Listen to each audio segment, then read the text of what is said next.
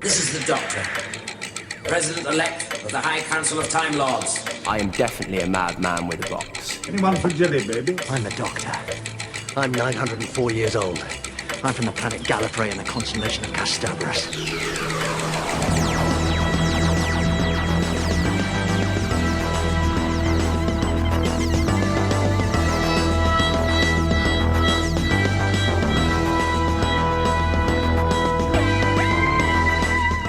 Hey Who fans, and welcome to the Big Blue Box podcast. My name's Gary.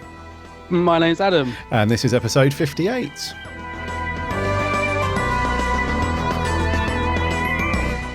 Starting to feel like Series 9 is truly kind of in its foundation now, and just looking forward to all the other episodes. Yeah, definitely. Yeah, it's good, isn't it? We've got an episode under the belt, well, 2 now. So, yeah, we're properly into it, which is great. Yep. We've got an interesting review. I think this one's going to be slightly different to last week. The Witch is familiar. Yeah. I've got some additional thoughts and feelings on it. Sure. Oh, right, okay. Yeah, I must admit, I went back and I watched it again last night, actually, just to refresh my thoughts on it and made a few more notes. So, yeah, it's going to be good. Sure is. What we got coming up? So we've got news coming up as usual. Thank you very much for sending your audio reviews and video clips as well. Oh, looking forward to hearing the audio clips. Second week on the bounce, I was like, yeah. So you guys were really cool with this last week, and I thought this week it's just going to fizzle out. But no, you true to form. You guys have shown how awesome you are again. So you filled up Facebook, which is awesome, and you also sent in some more clips. So thank you very much. Brilliant. What have you been up to, buddy? It's been a bit of work and no play this week, but I did order a Doctor Who annual off of eBay yesterday. I got it for a bargain price of £1.20 plus a couple of quid postage.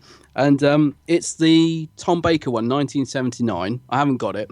And if anyone out there has got it, I just want you to look at the cover and look at his hands, because somebody posted on Twitter, this is the reason I suddenly wanted to buy it.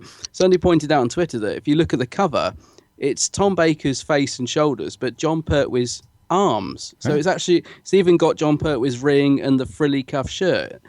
So yeah, if you've got that annual, 1979, have a look at the cover, because I don't know what's going on. Maybe the artist only had a shoulder shot of Tom, but for some reason he's put Pertwee's arms on it, I mean. So yeah, I thought I'm going to get that, because I like little things like that. They intrigue me. Hold on a second, right? Let me just make sure I'm understanding you correctly. It's got Tom Baker's head and shoulders. Yeah. But Pertwee's arms. Pertwee's arms and hands. Yeah. Hold on a second. Right, I'm looking at this right now. Are you looking at the cover? Yeah. Yeah. Right, so it's the one with, it's got Doctor Who in big red letters. That's it. With the blue drop shadow and stuff, right? Okay. And on the left, it's got starring Tom Baker as Doctor Who. Yeah, and he's sort of got his hands out, isn't it? And you can see the ring on his little I thing. read you. Yes, of course. Yeah, and it's even got his frilly cuffs. So there is a picture that they've used. I've retweeted it on Twitter. So have a look on Twitter. You'll see they've got the Jon Pertwee picture, so you can see the exact arms that the artist has used. But why he used them instead of Tom Baker's, I don't know. But I like little things like that. That's quite cool. Yeah. I really like the little BBC logo as well. Authorised edition, as seen on BBC TV. Lovely. You don't see that anymore. No, you don't, do you? No, sign of the times there. Oh, that's a cool find then. Was that expensive on eBay? No, it was £1.20 plus £2 postage. So I was very pleased. Yeah, I thought, because I do love the Doctor Who annuals, actually. If you can pick up some of the older ones, I don't know, they've got something about them. I mean, sometimes they had stories in them that didn't even relate to the show. They're a bit of a sort of strange little thing, the older annuals. So yeah, I've been kind of sorting out all my old ones to see which ones I've got, which ones I haven't got. And surprisingly, I hadn't got that one. So yeah, I was quite pleased to pick it up for such a cheap price. There's a really cool cover for one of the very first Hartnell ones. It's like it's really cool illustrated picture. It's got Hartnell on the front, and he's on, I can't remember what planet he's on, but it's like a desert looking planet. It's all orange and stuff. Yeah, is it the one with the Zabi? Yes, yeah. Yeah. And it's interesting how they've drawn the TARDIS in the background on that one. It's got a really high, almost pyramid-like roof. Yes, I can picture it. Yeah. Yeah. So that's a really cool cover. I think that one, I'm not sure how hard that is to get hold of these days, but yeah, that's one of my faves. I mean, I really like these old illustrated covers from the classic years. Look very cool. I think now they're mainly photos, aren't they, and of the cars and stuff, but these ones are very cool. Yeah, that's why I like them. That's why I'm sort of going to try and get a few if I can get them cheap. Because, like you said, there's a real charm and stuff to that sort of illustration and the older style of how they did them. I know exactly what you mean about that TARDIS. I could picture it in my mind's eye. Yeah, brilliant. Yeah, it's really cool. And what was I going to say? Yeah, so this is going to be like a new mission for you now, is it? You're going to start collecting these classic annuals. It's going to be a new thing. It could be dangerous. I have got quite a few. I mean, I have got a few, but not as many as I thought, although it's possible they're in storage. I'm kind of sort of trying to get my stuff together at the minute. But yeah, I think I'm going to get a few more, yeah. This might sound like a daft question, and it probably is a daft question, but did they bring these out annually? And just let me explain. I know it's an annual, but did they bring them out like every year throughout the classic years and stuff, or did they miss a load of years, especially when, you know, they packed it up after the movie? Do you know what? The honest answer is I don't know. I think they did them pretty much every year. I think there was perhaps a couple of years missed out, but there is a lot out there. Right. Yeah. I don't think loads. Yeah, I was thinking. I don't remember. I'm looking down there. I don't remember any for the McCoy years, actually. Right. Okay. And they would probably be the ones I would have, because obviously I would have been buying stuff around that time. Actually, I'll be really intrigued to go and have a look now to see if there are any McCoy annuals, because I don't recall any. I certainly don't have any. I'm looking down on my shelf now. No, mine stops at Colin Baker. Okay. So has anyone got a McCoy annual out there? There must have been a McCoy one. I don't think there was, you know. No. I can remember a yearbook with like the Remembrance Dalek on the front and stuff like that. But, right. Yeah, so maybe they did that instead, but I don't remember an annual. Do you know what? You could be right, mate. I don't. Yeah, there was definitely. I've definitely got a yearbook or something like that. They called it something else. I've definitely got something of that, but I think it had all the Doctors. But I do recall the Remembrance Dalek on the front. So yeah. Right. Okay. I was going to say there must be loads of these as well. You know, technically there must be about 53 of them. Yeah. But obviously there isn't, because they would have missed out a couple of years. Plus, there's no McCoy one. So. And there's no McGann one. That would have been cool. Imagine a McGann one with Eric Roberts badly drawn on the front, and you know, that would have been cool, wouldn't it? Yeah, that would have been very cool. And I think they stopped doing these illustrated covers quite early on, though. That's the problem, because they're very cool. Yeah. Yeah, I think from Pertwee maybe onwards. Yeah, I think so. Yeah, I was gonna say the Tom ones, they seem to sort of mishmash photos and drawing, which is a bit odd. Yeah. So that's what I've been up to. Yeah, not a lot else. What about yourself? Me, what I've been up to? Not a lot, really.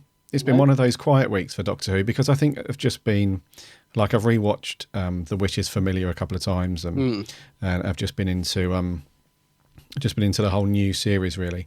One thing that did catch my eye, though, and this is a bit of a plug for one of our friends. If any of you guys have ever purchased anything from those guys at Lavazzi, you know, they did that replica Tom Baker scarf. Yeah. Which was bang on, and then they brought out a newer one a year later, which is a bit longer and a bit more screen accurate in terms of colours and stuff like that. So those guys, anyway, they're going to release some new stuff today, I will say, if you're listening to this podcast today, Friday the 2nd of October. They've got some new stuff. They've got a Tom Baker tie. They've got a 7th Doctor hanky, a TARDIS Pandorica scarf, and a new Tom Baker scarf, which is in a slightly shorter size. So if you're not up for having, like, you know, miles worth of fabric like streaming behind you as you're running down the street in a huge Tom Baker scarf, you can get a shorter version, which is a bit cheaper as well. That sounds cool. I must admit, I love the Lavazzi stuff. Do you know, funny enough, this is God's honest truth. I was wearing my burgundy Doctor Who scarf because I was just in the house yesterday afternoon, and I just had a bit of a day of it. I don't know why. Sometimes it's like a comfort thing. This might sound silly. I just put the scarf on. Yeah, and I did realise at one point that I'd got it dangling in the cat's water bowl. Oh, no. And I was like, oh, no! Yeah. But so maybe I should get the shorter one. That sounds pretty cool. Yes. I love the sound of the 7th Doctor hanky as well. I know that sounds I know it sounds like it's just a hanky, but it's the one he wraps around his hat, I think, the red Yes. one. So that's pretty cool. Good for cosplayers. Yeah. Yeah. And they've also set up a new fan club as well. Have they? Yeah, so if you pop your email on there and sign up to that, you'll get 10% off. Oh, so Yeah. cool. So I'll stick a link to these things in the post, the show notes. So a little plug there for our friends at Lavarzi, but they do make very cool stuff. So They do. What's the Tom Baker tie, by the way? Because I'm intrigued by that. um, There was no pictures up when I looked at the article the other day. yeah, I couldn't see a picture of it as yet. I don't think they've produced one yet, but by the time you're listening to this, which normally goes out fairly early on a Friday, depending on when you're listening, basically, if you just head over to Lavarzi, I think it's just lavarzi.co.uk/Doctor Who or Doctor-Who or something like that. You'll see it all on there. They should have released them at that point, so whatever. Have you ever seen the Doctor? Sorry, have you ever seen the Tom Baker Y fronts that I came out have. back in the 70s? Yes, they were quite the fashion statement. Yeah, very much so. Not that you Yeah. put them on display that often, but They weren't exactly pulling pants, were they? They weren't exactly the sort of thing you going out on a date, you wouldn't sort of put them on, but they were certainly very striking, weren't they? But for anyone that hasn't seen them, it's just a pair of Y fronts with Tom Baker's face, I think the one that was in the opening credits or something similar, just right on the crutch, basically. So yeah, a very unique bit of merchandise. I yeah, think. if Yeah. I remember correctly, they were bright blue. They Yeah, were so a blue colour. And they had Dalek. No, did they?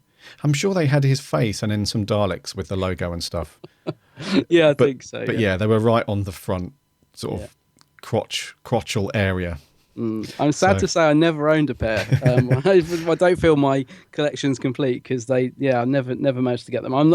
They're not the sort of thing I'm going to pick up on eBay either because, I don't fancy a pair of worn Tom Baker underpants. One of the things actually about Tom Baker's scarf, which always, for some reason, I have no idea why I think this, but anytime I'm watching a Tom Baker episode and he's got the famous scarf, I always wonder how he doesn't tread on it.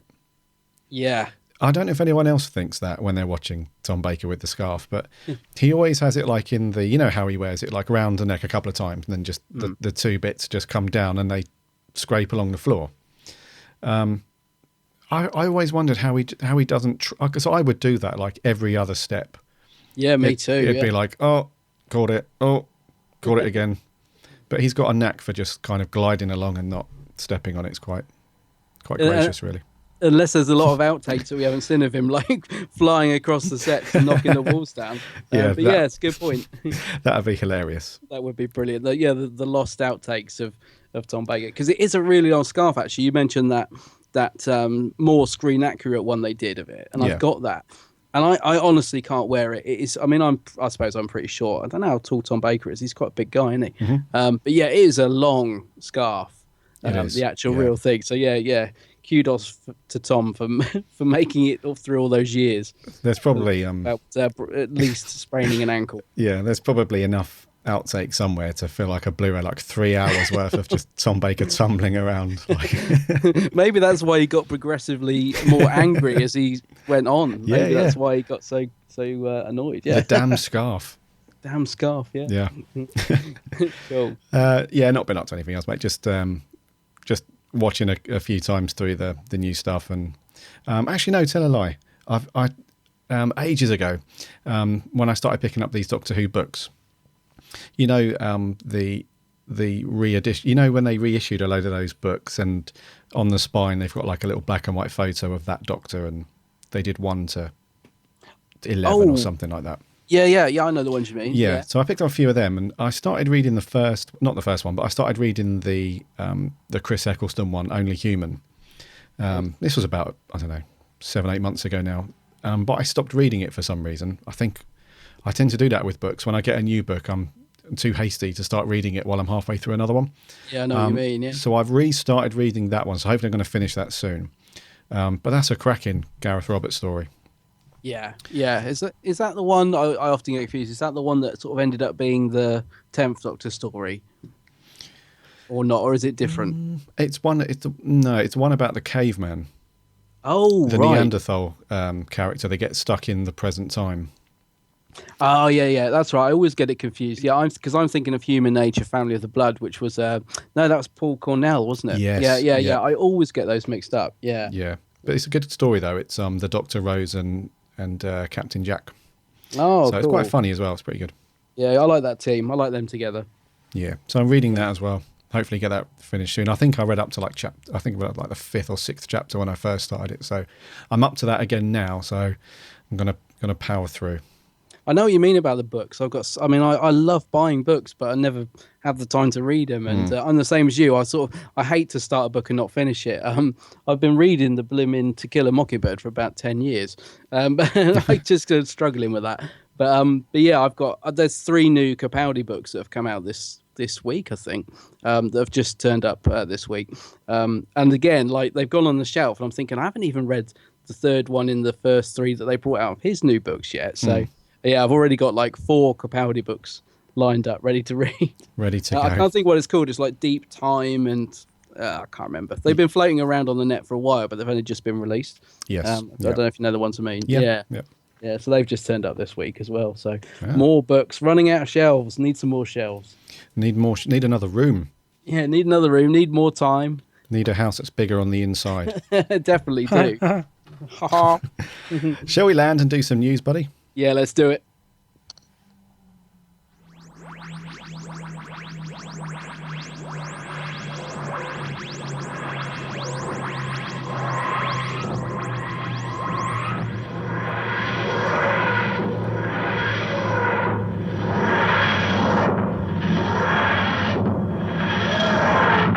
First up this week, we have a new collectible figure that's been unveiled, which I have to say looks very good, very good. So if you guys have ever had purchased anything from or seen anything from a company called Big Chief Studios, you would know that they've already done quite a few Doctor Who collectible figures already.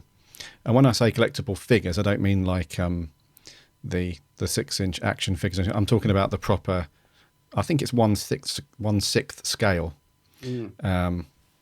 decent size, posable figures that look really good. They've already done Tom Baker and David Tennant, and they've just unveiled the 9th Doctor one, Chris Eccleston, and it looks really, really good. Yeah, the detailing on these are always excellent, aren't they? I mean, they are expensive, like you say. They are a collector's item rather than a sort of toy or anything, aren't they? But yeah, the detailing on it is dare I say it, fantastic. But it really is. It looks incredibly good. I mean, I think all the ones they've done so far have been pretty decent. The Tennant one was good. The Baker one, they did 2 different heads for it. I think the second head was really good. Yeah, this looks great. He's got some good accessories as well, hasn't he? Yeah. So they popped some pics onto their Twitter feed the other day, and they've got a full size one where you see the Doctor in his entirety, and they've got he's like standing there. He's got his Sonic and stuff in a pose, but they've got his costume spot on as well. The jacket looks really good. They got the colouring correctly and everything like that, and then they've put another pic on there which is like some headshots.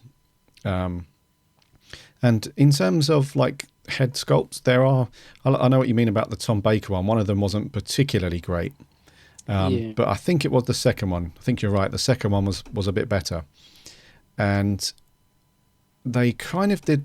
If you guys have seen the David Tennant one, it kind of looks all right. It does look good, but from certain angles, it's got this weirdness about it. It doesn't really look like David Tennant from a certain angle, but but this one, they seem to have nailed it pretty much spot on.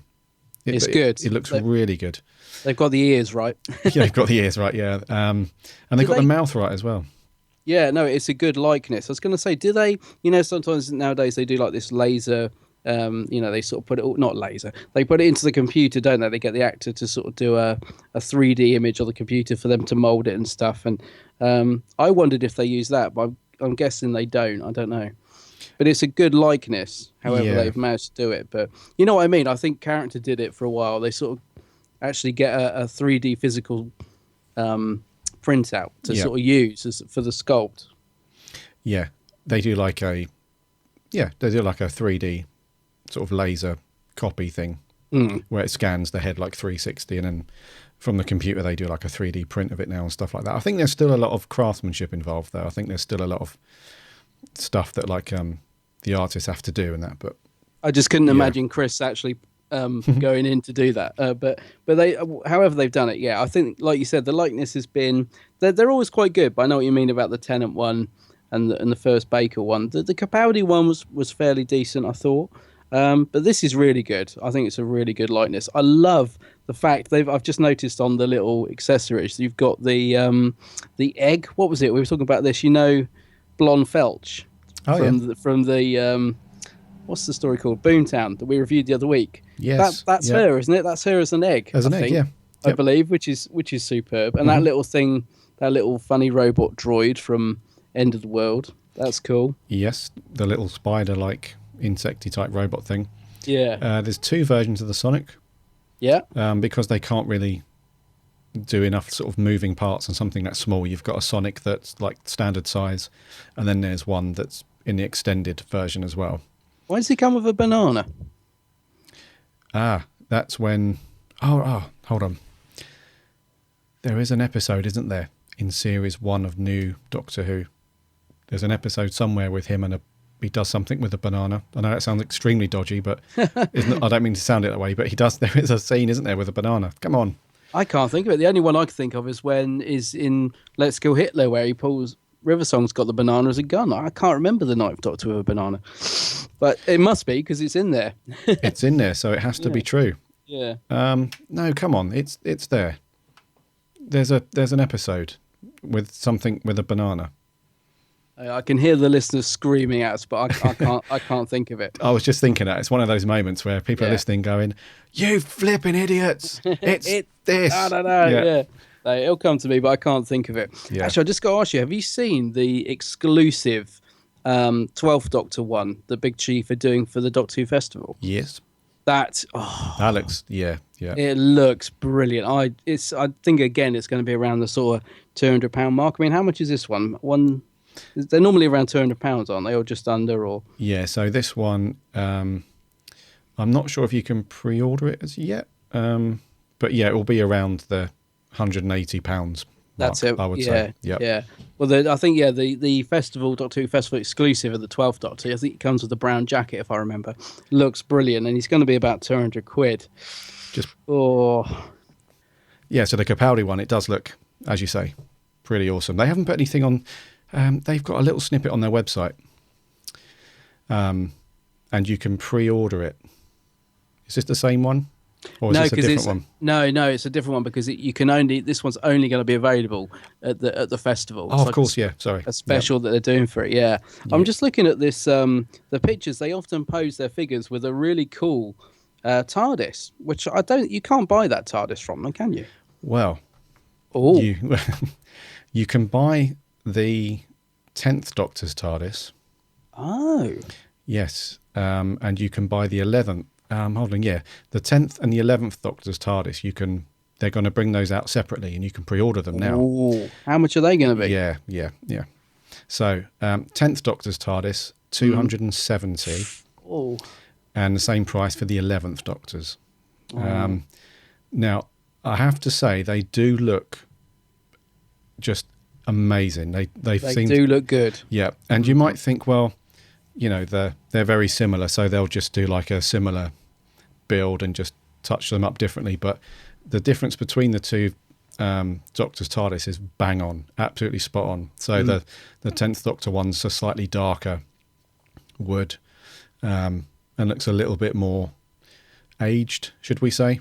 Yeah. Whereas the 11th Doctor one, the Matt Smith one, the blue is a bit more of a richer blue, and the windows are different, and it's a different shape.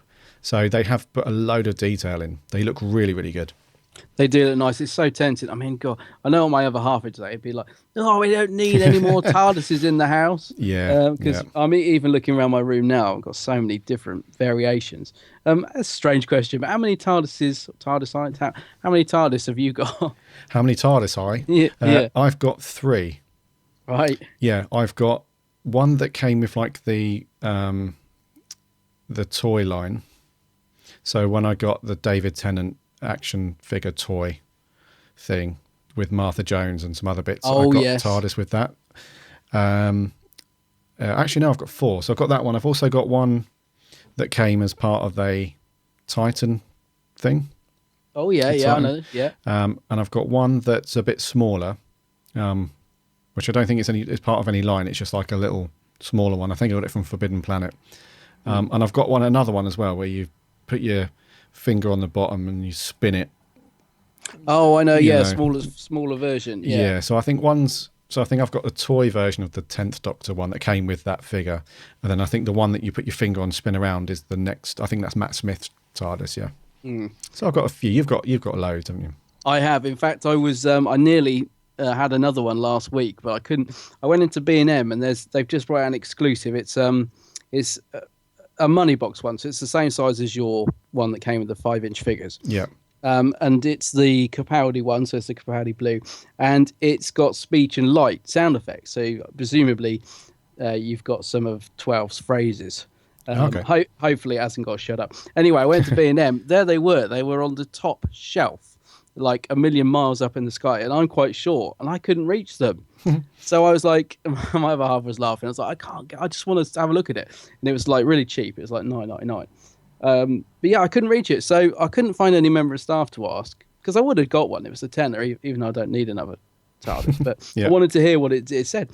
So in the end, I went and got like a little basket, a little shopping basket, and stood on that, and I still couldn't reach it. So they were just out of my reach. But in the end, I gave up because, as I say, my other half was like, "We don't need any more TARDISes." I was like, "I know," but I just wanted to hear it because, as I say, it's got a bit of Capaldi speech.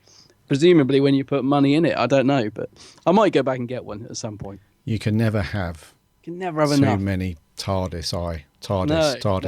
whatever. It's just, I think the gods were trying to tell me something. No, leave it. Yeah. Just out of my reach it was. Oh, okay. Yeah, I was hoping like a really tall person would just be walking past, like, say, just grab me down one of them. But then I would have said, actually, can you get them all down so I can pick Yeah. the perfect one, because that's what I'm like. But But no, the universe smacked you back down. oh, it did. Like- You should have seen me on the basket. I could feel it. But it was one of those metal sort of baskets, like you carry around with you. Yeah. And I could feel it buckling under my weight. And I was thinking, I've literally got to stand on this, try and grab one and get off it, because otherwise it's going to collapse. It was a nightmare. But yeah, I didn't get one. So Well. maybe next time. Don't know why they're up so high. Yeah. I don't want kids lobbing them around. Yeah, that's Yeah. right. Anyway, So the 9th Doctor from Big Chief. It looks really, really good. If you're into your collectibles and stuff, this could be the one to get you in the game. Again, we'll stick a link to it to check it out, but it looks very, very good. it certainly does. Yeah. Right, in other news, Colin Baker is he's getting around, isn't he, since he had his operation? He's going to be visiting the Doctor Who experience in Cardiff on Saturday the 10th of October. And he's also going to be taking part in a Q&A session down there as well. I mean, Colin's really getting about lately. He's at everything, isn't he? He's really going for it. You can't stop him. You can't stop that man. No. Even after an operation, what was he had, a knee replacement or something? Yeah, something like that. It wasn't just wasn't sort of an ingrown toenail. It was actually something big. I think he's back in it, back in the game. Yeah. So if you've not been to the Doctor Who experience, and you're thinking of going, this would be a really cool day to go. I would. Yeah. And I'm assuming it's going to be quite busy, well, busier than usual anyway, because Colin's going to be there. So it might be worth pre-booking your ticket on this one. But if you haven't been and you've been umming and ahhing, like, oh, yeah, it sounds really good, but we haven't gone, this could be a cool day to go, because not only will you get to go and visit the experience, by itself is a really cool place. You could be able to ask old Sixie a few questions. But don't mention any poll results if you do. Or lists and stuff. Or lists, that's it. Yeah, Yeah. don't mention any lists. Actually, I just realised that's on the 10th of October. That's when we're going to Chiswick to the Phantom event. So we won't be able to go, even if we were thinking of it. I desperately want to go to the experience. I just see they're doing a Dalek Day later in the month as well. I don't think they've given the date yet, but that sounds pretty good. They're obviously going to have all the Daleks from Witches Familiar and Magician's Apprentice, and by the sounds of it, so that sounds like it's going to be a good day as well. So worth keeping an eye out for. Absolutely, yeah, that's going to be a good one. And also, where it concerns the Doctor Who experience and stuff, it's also worth trying to find out if they're running any of the local Cardiff tours as well, because they do them from time to time, where you can go ahead and still go around the experience and stuff, but you can pay a bit extra and then you can get like a guided tour of all like the filming locations around Cardiff and stuff. Yeah. So it's worth checking on their website if they're doing those as well, so you can tie that in, because that's really cool. I would love that. I'd absolutely love that. Yeah, you need to go still, man.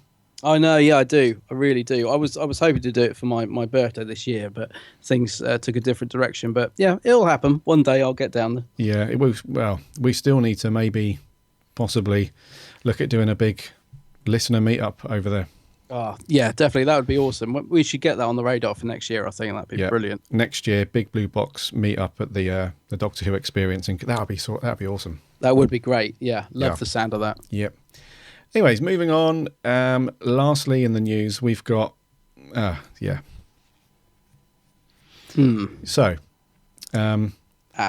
so the Beeb. the I don't mean to sound like that wasn't an expletive that I purposely beeped out. I mean the BBC. The BBC have thought it'd be an amazing idea to package all of the worst episodes of Doctor Who into one box set for you to buy them again. Yeah. Now, right. So there's two elements to this story, which is So the news in itself is the BBC have released a new box set, which is called The 10 Christmas Specials. And it's available to buy from the BBC shop and from Amazon. It's around 30 quid, just over. And it's a special limited edition box set, which in this case, I think you'll still be able to get it in maybe 2020, something like that. And it's got all 10 Christmas specials, plus you get 5 graphically illustrated Christmas cards. Plus you get an exclusive bonus feature and an accompanying booklet. Yeah. In the package. So the bonus feature is thus. In this exclusive new feature, Rufus Hound journeys through Christmas past to show many of the greatest moments and monsters. Also includes personal reflections from Peter Capaldi and Stephen Moffat. If that floats your boat. So, Christmas box set, out now. You can go and order that. There's a second part to this story, which I know, Adam, you're going to absolutely love it. Something tells me I won't, but go on. Yeah, so they've also released exactly the same box set. Well, exactly the same episodes, should we say, over in the US, which is very cool. Yeah, I guess. as you'd expect. Yeah, as you would expect. However, for roughly the same price, you seem to get a little bit more. This sounds familiar, doesn't it? Yeah. Now we seem to be treading down the same path quite a lot with these, and the. When I mentioned earlier about the price for the UK one, about 30 quid, that's for the DVD. If you want the Blu-ray set, that's £40, I think, or $39.99. Bit steep. Yeah. Anyway, the US one, you get a completely different package. So you get everything boxed up in like a nice standard Blu-ray disc, but it comes in like a see-through box and stuff. Spread over 3 discs. The actual covers on the discs look really nice. But they also throw in the 11th Doctor's sonic screwdriver. Oh, they like giving their Sonics in their boxes over there, don't they? They did that with the 1 to 7 Blu-ray. But what Sonic is it? It's not the remote, surely? No. It doesn't really say, does it? It doesn't say. I'm guessing it's the remote. Really? Actually, no. It's not going to be the remote, because I can see the picture, and inside the packaging it looks like the standard toy Okay. that you get off the shelf. Yeah, But the thing is, it's more to do with the actual style of the packaging for me, because basically the US one looks so much nicer because it's sort of in a clear box with a printed image on the front, isn't it? It's just a nicer looking set overall, I think.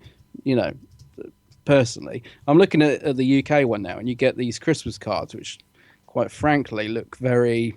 They've gone for sort of modern minimalist, would you say? The UK one. Yeah, it's got a very much. I mean, don't get me wrong. The art style is quite nice. Yeah. But I'm just not a fan of. If we talk about the discs for a moment, the actual artwork on the discs on the UK ones, they're like this bright blue colour, but they've got like this sort of hexagonal shape with the Doctor's photo in them and stuff like that. On the US ones, they don't have any of that. It's just the Doctor's photo filling up the entire disc. It looks a lot nicer to me. Yeah, overall the packaging just looks so much better on the US one, I have to say. Yeah, and also the cover as well. The cover of the Blu-ray has got Capaldi, Smith, and Tennant standing in front of the TARDIS. Like it's kind of Christmassy scene. Looks pretty cool. I'm intrigued to know about what Sonic it is. I'm guessing it's the toy, but it could be because in Australia they got a sort of touch control Sonic, but it didn't have that stupid removable core thing at the bottom. And out of all the sort of 11th Doctor Sonic toys that come out, it was probably the best one, but it was only ever so slightly different, but it never got released in the UK. And my gut feeling is it's that one, which is quite a nice little one to have. Yeah. I'm just wondering who this is aimed at, though, because most people surely will have these, won't they? And like you said, the sad thing is the Christmas specials, especially in recent years, have been pretty average, to say the least. They've not been great episodes. They're not ones that you sort of are going to put on. I mean, I know we're coming up to Christmas and stuff, but I'm just wondering who's going to buy it, because even me, and I buy everything. I'm terrible. I've got no willpower. I'm a bit of a completist. I just think, I'll just get it anyway. Even me, I'm thinking, well, I'm not really fussed about that. So I'm not sure who's going to buy it, unless it's people that have got into the show late and want to go back and have all the Christmas specials. But it's not even going to have this year. So, you know what I mean? It's already out of date. It's already going to be a Christmas special behind. And bizarrely, do you remember what's the last Christmas special? It was called Last Christmas. Last Christmas, yeah. Was it that one or the one before where they actually included the last 3 or 4 Christmas specials in the set? Oh yeah, no, it was the one before. One before? Oh yeah, it's the so, Matt Smith one. Yeah, it's the Matt Smith one. Yeah, so they've sort of already kind of. So it just seems a strange thing to relate, but it's basically just. A money it's just there, isn't it? Yeah. For the money making side of it. I mean, I don't know. I don't think it's going to be a big seller. No, and let's face it, the Christmas specials haven't exactly been award-winning, highly rated episodes, have they? Well, I'm looking down. Let's look. I mean, Christmas Invasion, I do like. That's the first. It's pretty cool. We rated that quite highly. Yeah, Sycorax. Yeah, it's good. Runaway Bride, enjoyable. Voyage of the Damned, bit of a strange one. The Next Doctor, again, bit of a strange one. The End of Time, parts 1 and 2. See, I always forget their Christmas specials. Oh, they are, I guess, aren't they? I guess. So, yeah, I mean, we're going to review them, because I know you've got thoughts on them. Christmas Carol, I thought was pretty dull. Terrible. Oh, Doctor Widow of the Wardrobe is quite frankly, terrible. I've never even gone back and watched that ever. No inclination. The Snowmen, actually quite enjoyed. Thought it was all right. Time for the Doctor, big letdown, and Last Christmas, didn't enjoy. So there's only really 2 in there that I actually really like. Yes, it's not a great list. I mean, it's certainly not enough anyway. It's not enough of a good bunch of episodes to go out and buy them again. And what's also quite interesting as well is the Amazon US store have actually packaged it up. They do an alternate version where you can get the TARDIS wireless speaker system with it. Oh, right, yeah. Yeah, there's no pricing on that yet, but yeah. It seems like our buddies over in the US seem to have their act together once again.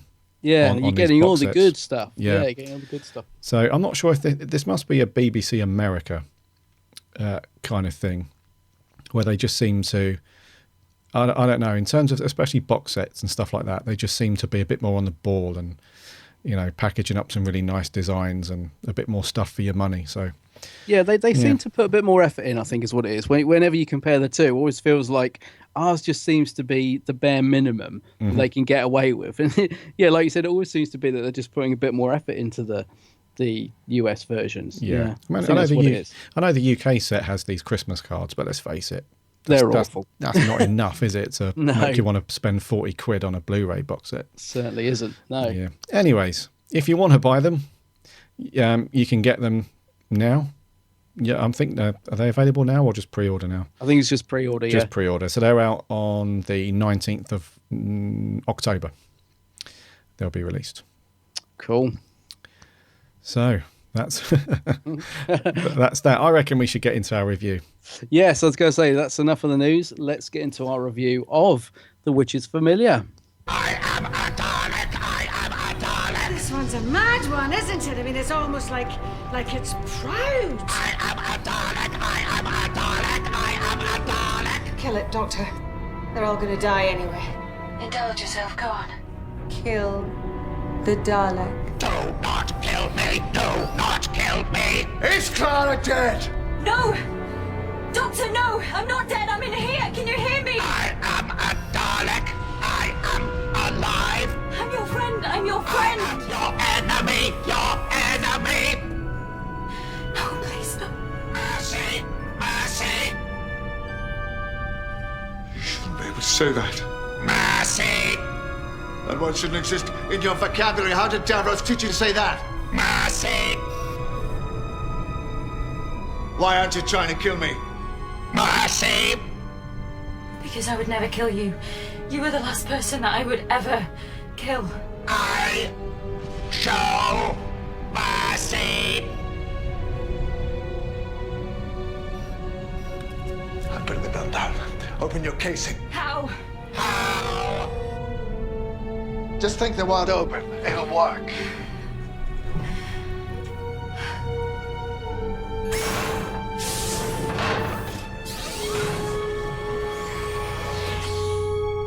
Oh, look at that.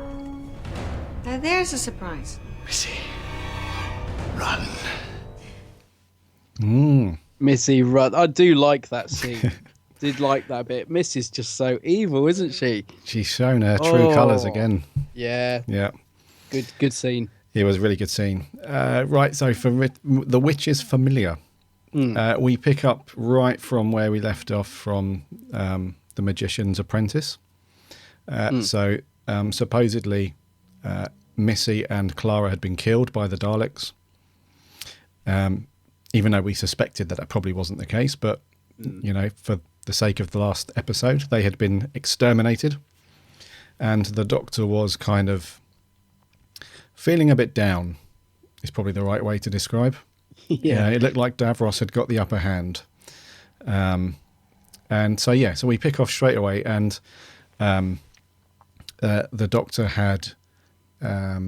has removed Davros from his wheelie chair, confronting the Daleks, kind of in that. I'm not sure if it's right to say that he was kind of in that nothing to lose kind of mode. But yeah, He's pretty desperate, isn't he? I think Missy makes a remark on it, doesn't she? Like, oh, he's going for it now or something. Yeah. Yeah, so he was kind of against the ropes a little bit. So he's fighting back.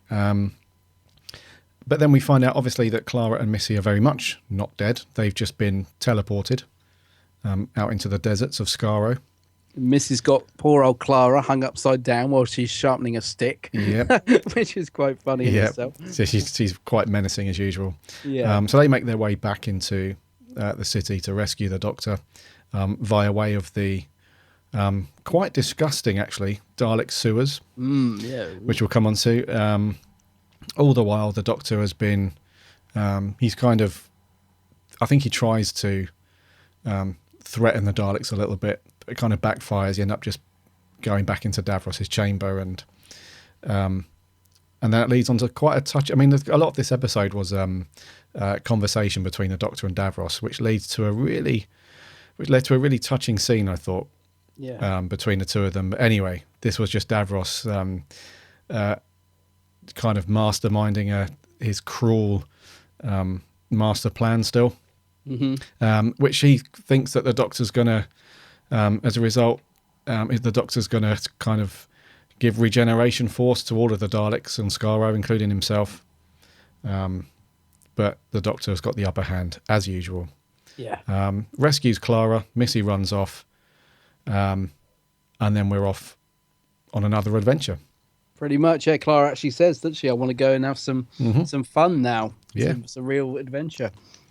But it's pretty much, a lot of it's a two-hander, isn't it, between the Doctor and Davros? Yes. Sort of crutch of the episode, yeah. Yeah. So the first episode in this two-parter was very much we're kind of finding out where the Doctor's been and what he's been doing. And also we mix in obviously the bit with Davros wanting to take his last revenge, in his dying days. And I thought that this episode was, now that stuff was all out the way and we know why the Doctor's there and all that stuff, this was very much a character story. This one, it was very much about the Doctor's relationship with Davros, his relationship with Clara and Missy, and really we get an insight into the Daleks as well, really. There was a couple of things revealed in this episode that I wasn't aware of about the Daleks. One of them I'll come on to, which I'm really, really confused and not clear and happy about at all. But okay. But yeah, so it was a real character thing, I thought. We got a real insight into the Doctor and, we knew a lot about the Doctor in terms of, his compassion, and he'll always be a coward in certain respects, and he'll never push the button, basically. Yeah.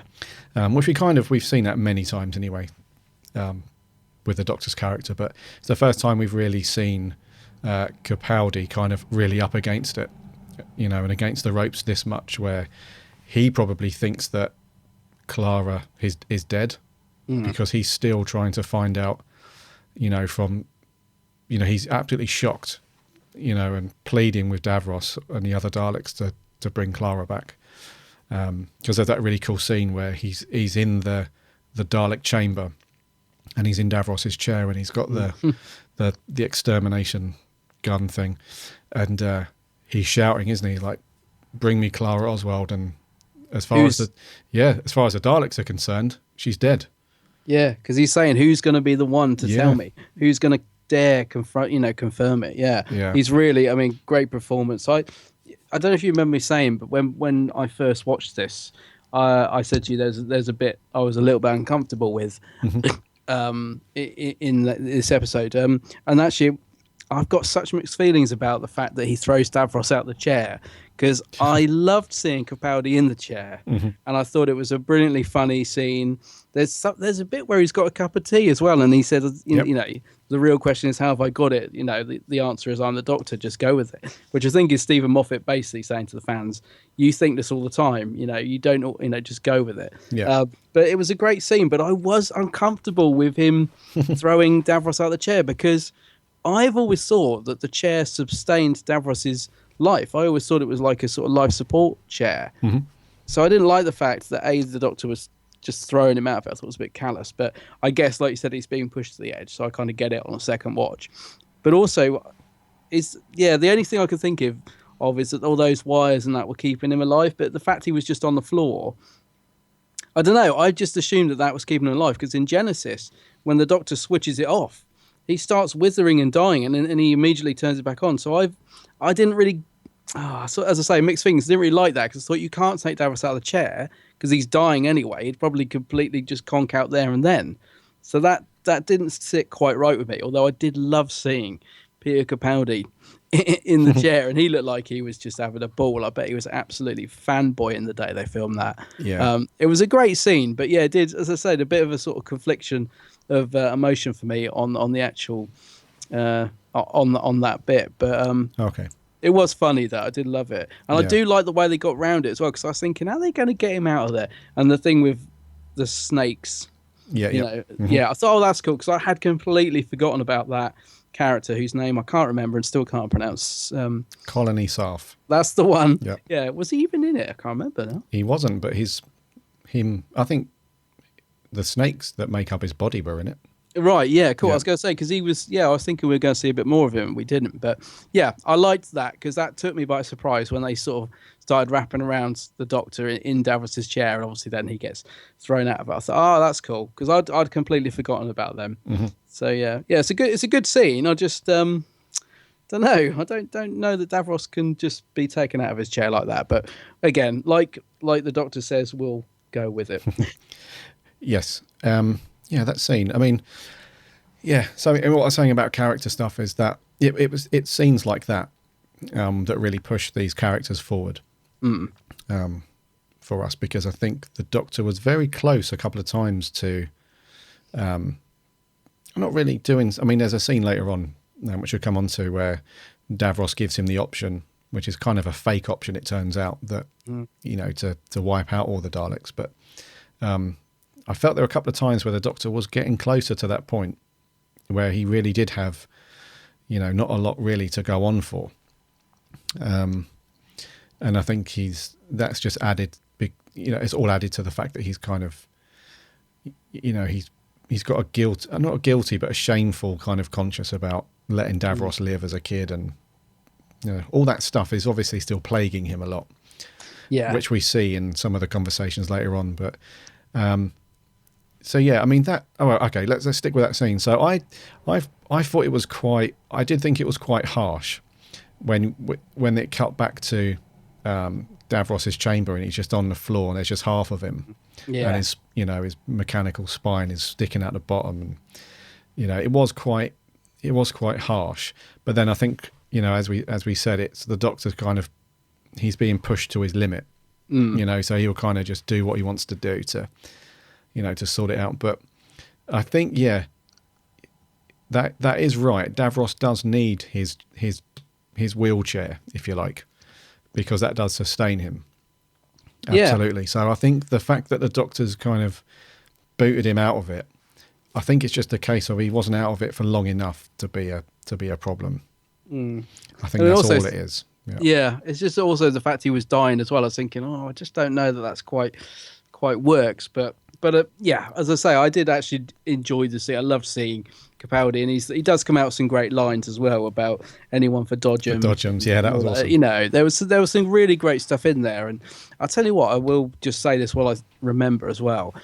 One of the things that I think I like about this two-parter overall is the humour and action and the writing. For once, I think is really, really done well. Yeah. I think because sometimes the Moffat he can be a bit all over the place, and I think in this two-parter I just think it worked incredibly well overall. So yeah, things like that, as I said, there were little bits where I was a bit I'm not sure about that, but I think overall it pretty much carries off. Yeah, I agree. I think it's there were some moments in episode 1 where I felt the humour was a little bit lost, especially the scene with the Doctor and the tank and stuff. That's a good point. Yeah, I'd forgotten about that. Yeah. Some of that humour was a little bit... I think just because the scene was just dragged on a little bit. And they were kind of trying to force the humour out a little bit too much. And, we'd already had really funny stuff with Missy. Yeah, so that's true. It kind of paled in comparison. But in this one, I think they didn't really force it too much. It was just more a collection of little one-liners and stuff. And but Missy was really funny still. Yeah, they did turn her up to 11 a bit again in this, which was something I was worried about. But actually, for me, it still worked. It didn't grate on me like it did in Death in Heaven. I actually still thought she was really good in this. I still really enjoyed her performance. She's so cruel to Clara, but it's sort of done in such a sort of comical way. I mean, like the whole thing with the stick. And I really like her and Clara together. I just love the fact that Clara doesn't trust her, but she's got to go along with her because she knows Missy can help. And I really like that dynamic between the two of them, the sort of mistrust, but we've got to work together. So, I go with it. But she's so cruel to Clara, isn't she? When she pushed her down that well and then she handcuffs her to the sewer and puts her inside the Dalek, and then tries to get her killed. Yeah. Missy, she's just, yeah. But I liked Missy in this. There was maybe just one moment, I think, when she was doing a silly American accent that slightly grated on me, but overall I really enjoyed her in this. How about you? Yeah, I thought she's really, really funny. I think it's just Michelle Gomez's performance. I think she's got this real good knack of I don't know, making the character seem more threatening and more kind of scary in a way, because she's not being directly sort of evil outright. She's kind of masking it behind this humour, and it kind of makes her more unpredictable, a bit more menacing, I say. And it's I mean, there are some really cool moments as well. I think you're right. The scenes with Clara and Missy together do work really well. The bit where Clara and Missy are walking off in the desert back towards the city on the Skaro Desert. Clara's like, "So can I have a stick?" Yeah, get your own stick. Get your own stick, yeah. So those little interactions are really cool. So, I mean, in terms of that, you have to, say that Moffat, he did write a pretty good script. I think so. Overall, yeah. it was fairly well done. I mean, the story overall, it was still good, but I think the script was a bit stronger in this one versus the first one. I think the first one was a bit more, it was a bit for fan service a little bit, and it was very much Missy stealing the show. But I think in this one there was a bit more balance. I think the Doctor was a bit more kind of leading the show as he should do, and I think the cool interactions between Missy and Clara were still there. So I think overall this was a better script than The Magician's Apprentice. Yeah, and it's very well paced actually. As you said, I think in the first one they kind of setting things up, and like you said, the guitar and tank scene really slowed things down in episode 1. This episode for me just does whip along at a really nice pace. Like you said, there's lots of nice humour and there's lots of moments of danger. We get some great scenes between the Doctor and Davros, which we'll come on to in a minute. And talking about stealing the show, I think Missy's still very good. I think, if anything, Davros, Julian Bleach, actually steals the show a little bit in this one. Yeah, we'll come on to that, dude. Yeah. So we'll come on to Bleach. But yeah, overall, just for me, a very enjoyable part 2. And I'm so pleased because we've said this before, the Moffat has a habit of messing up part 2s. Dark Water, Death in Heaven, I'm looking at you again. But I was a little bit worried because when this started, we start getting these flashback scenes. And this is something Moffat does a lot. And thank goodness it was only the first 5 minutes, because sometimes he does whole stories. Like, what's that awful one with Matt Smith with the beard, where it keeps going backwards and forwards and backwards and forwards. And I was thinking, oh, please don't do that. Do you know the one I mean? There's a Matt Smith. Is it The Wedding of River Song, where it just keeps going back and forth and back and forth? And yes, with a beard, yeah. And it just, so there's no fluent story. It really just takes you out of the story every 2 minutes. So I was a little bit concerned when this started being a part 2, because we sort of get all that stuff with the Doctor escaping from the vampire monkeys, was it, or android assassins or something? Yes. And there's all these flashback sequences. We even got to see a couple of old Doctors very briefly, like Blink and You'll Miss Them. That was a nice little surprise, actually. You see like the 4th Doctor run past and then the 1st, don't you? Yes. Which is totally unnecessary, but I love little touches like that. So yeah, I was a little bit worried. I thought, oh no, don't be one of those Moffat part 2s where you're just going to keep going flashbacks and giving us answers and not carrying on the story. And thank goodness it wasn't, because it worked so much better. You got 5 minutes of explanation, and we actually got to find out how Missy survived in Death in Heaven and in this, and how Clara survived, all wrapped up nicely in 5 minutes. So for once, I think the Moff actually got it right, which is, I'm so pleased, because I just was thinking, oh no, here we go. Flashbacks, answers all the way through. And, it was so much better than that. Yeah. And I love the fact he just got that all out the way in the first 5 minutes. I thought that worked brilliantly. And then we got into the story. So, yeah. Yes, man. It's I think I was about to say something then, just on the back of what you said, and it completely escaped me. But yeah, I think what would you say in terms of so when you said about wrapping everything up, about explaining how Clara was supposedly killed and stuff like that, do you think that it was kind of tidied up a bit too nicely? Do you think it was Because everything kind of closed off nicely for the end of a two-parter, ready for the start of a next story. And to me, this is a little bit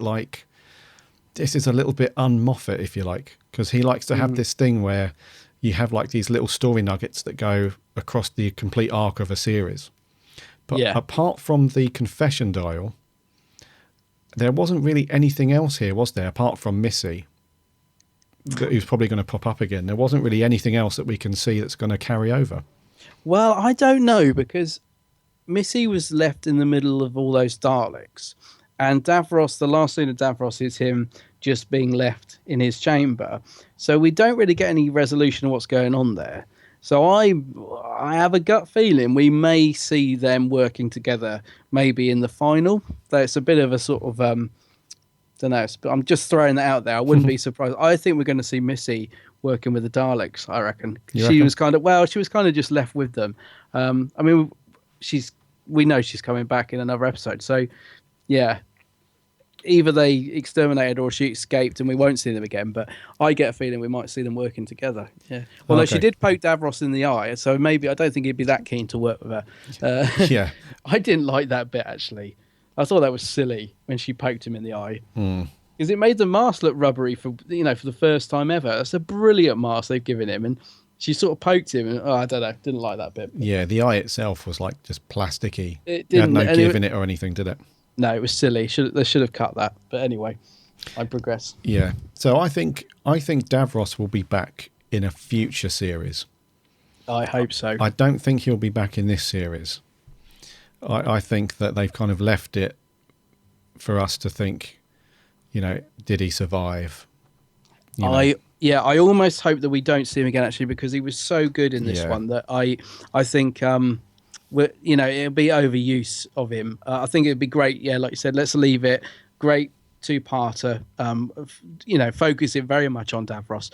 Yeah, I think as much as I'd love to see him back, I really would. But I think, it would be better just to leave him for a little bit now. Yeah, it may be 2018, 2019, where we've got a female doctor running around and she's got like primary school kid as a companion flying. We'll bring him back. The pink TARDIS. They might bring him back then. But so I think, I mean, what I meant by tying it up too perfect, I mean, like, Clara, her character always seems to be like this sort of character theme that runs through an entire series. It's always something like the Doctor trying to find out who she is. Like we had the whole Impossible Girl thing. And as a companion in general, it's always been, I mean, rightly so to a degree. We've always had that, the Doctor and companion thing. But Clara's always kind of stumped the Doctor a little bit, in my opinion. She's always been very, very firm with him. And, if it wasn't for Clara quite a few times, he probably would have popped it, But in this one, I just felt that there was nothing for Clara to really... She was kind of... throughout this episode, for me, she was kind of used as a bit of a scapegoat and just a bit of a puppet for Missy, really. Yeah. And then towards the end, there was no kind of big,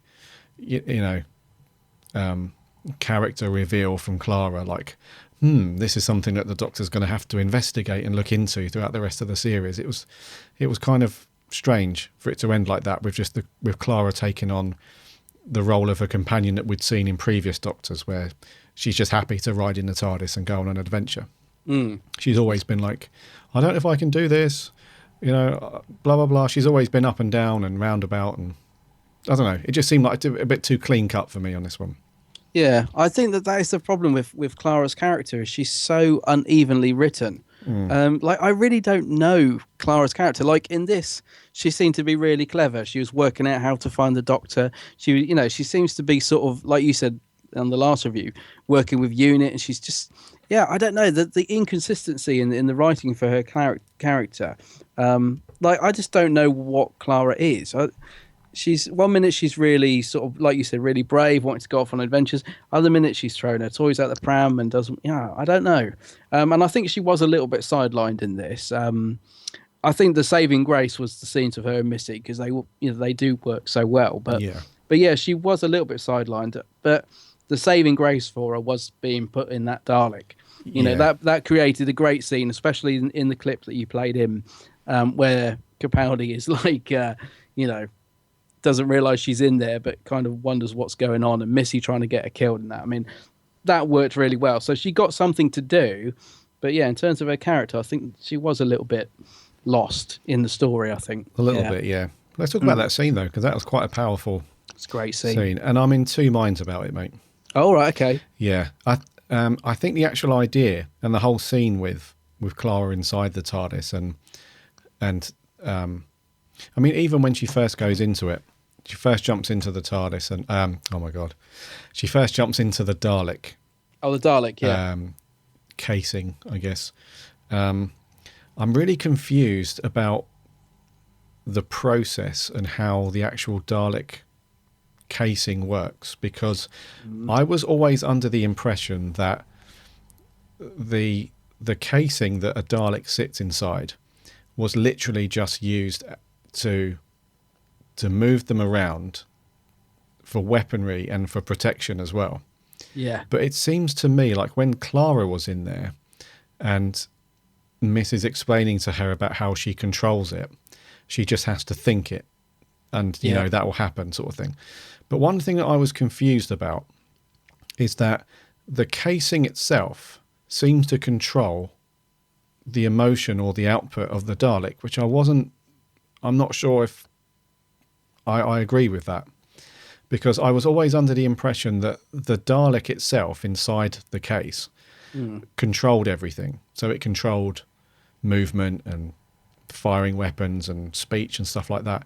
But when Clara was trying to say to the Doctor, it's me, it's Clara, but what was coming out was, I am a Dalek. Yeah. It kind of insinuates that the casing itself controls what a Dalek is saying, and I just don't know if I agree with that.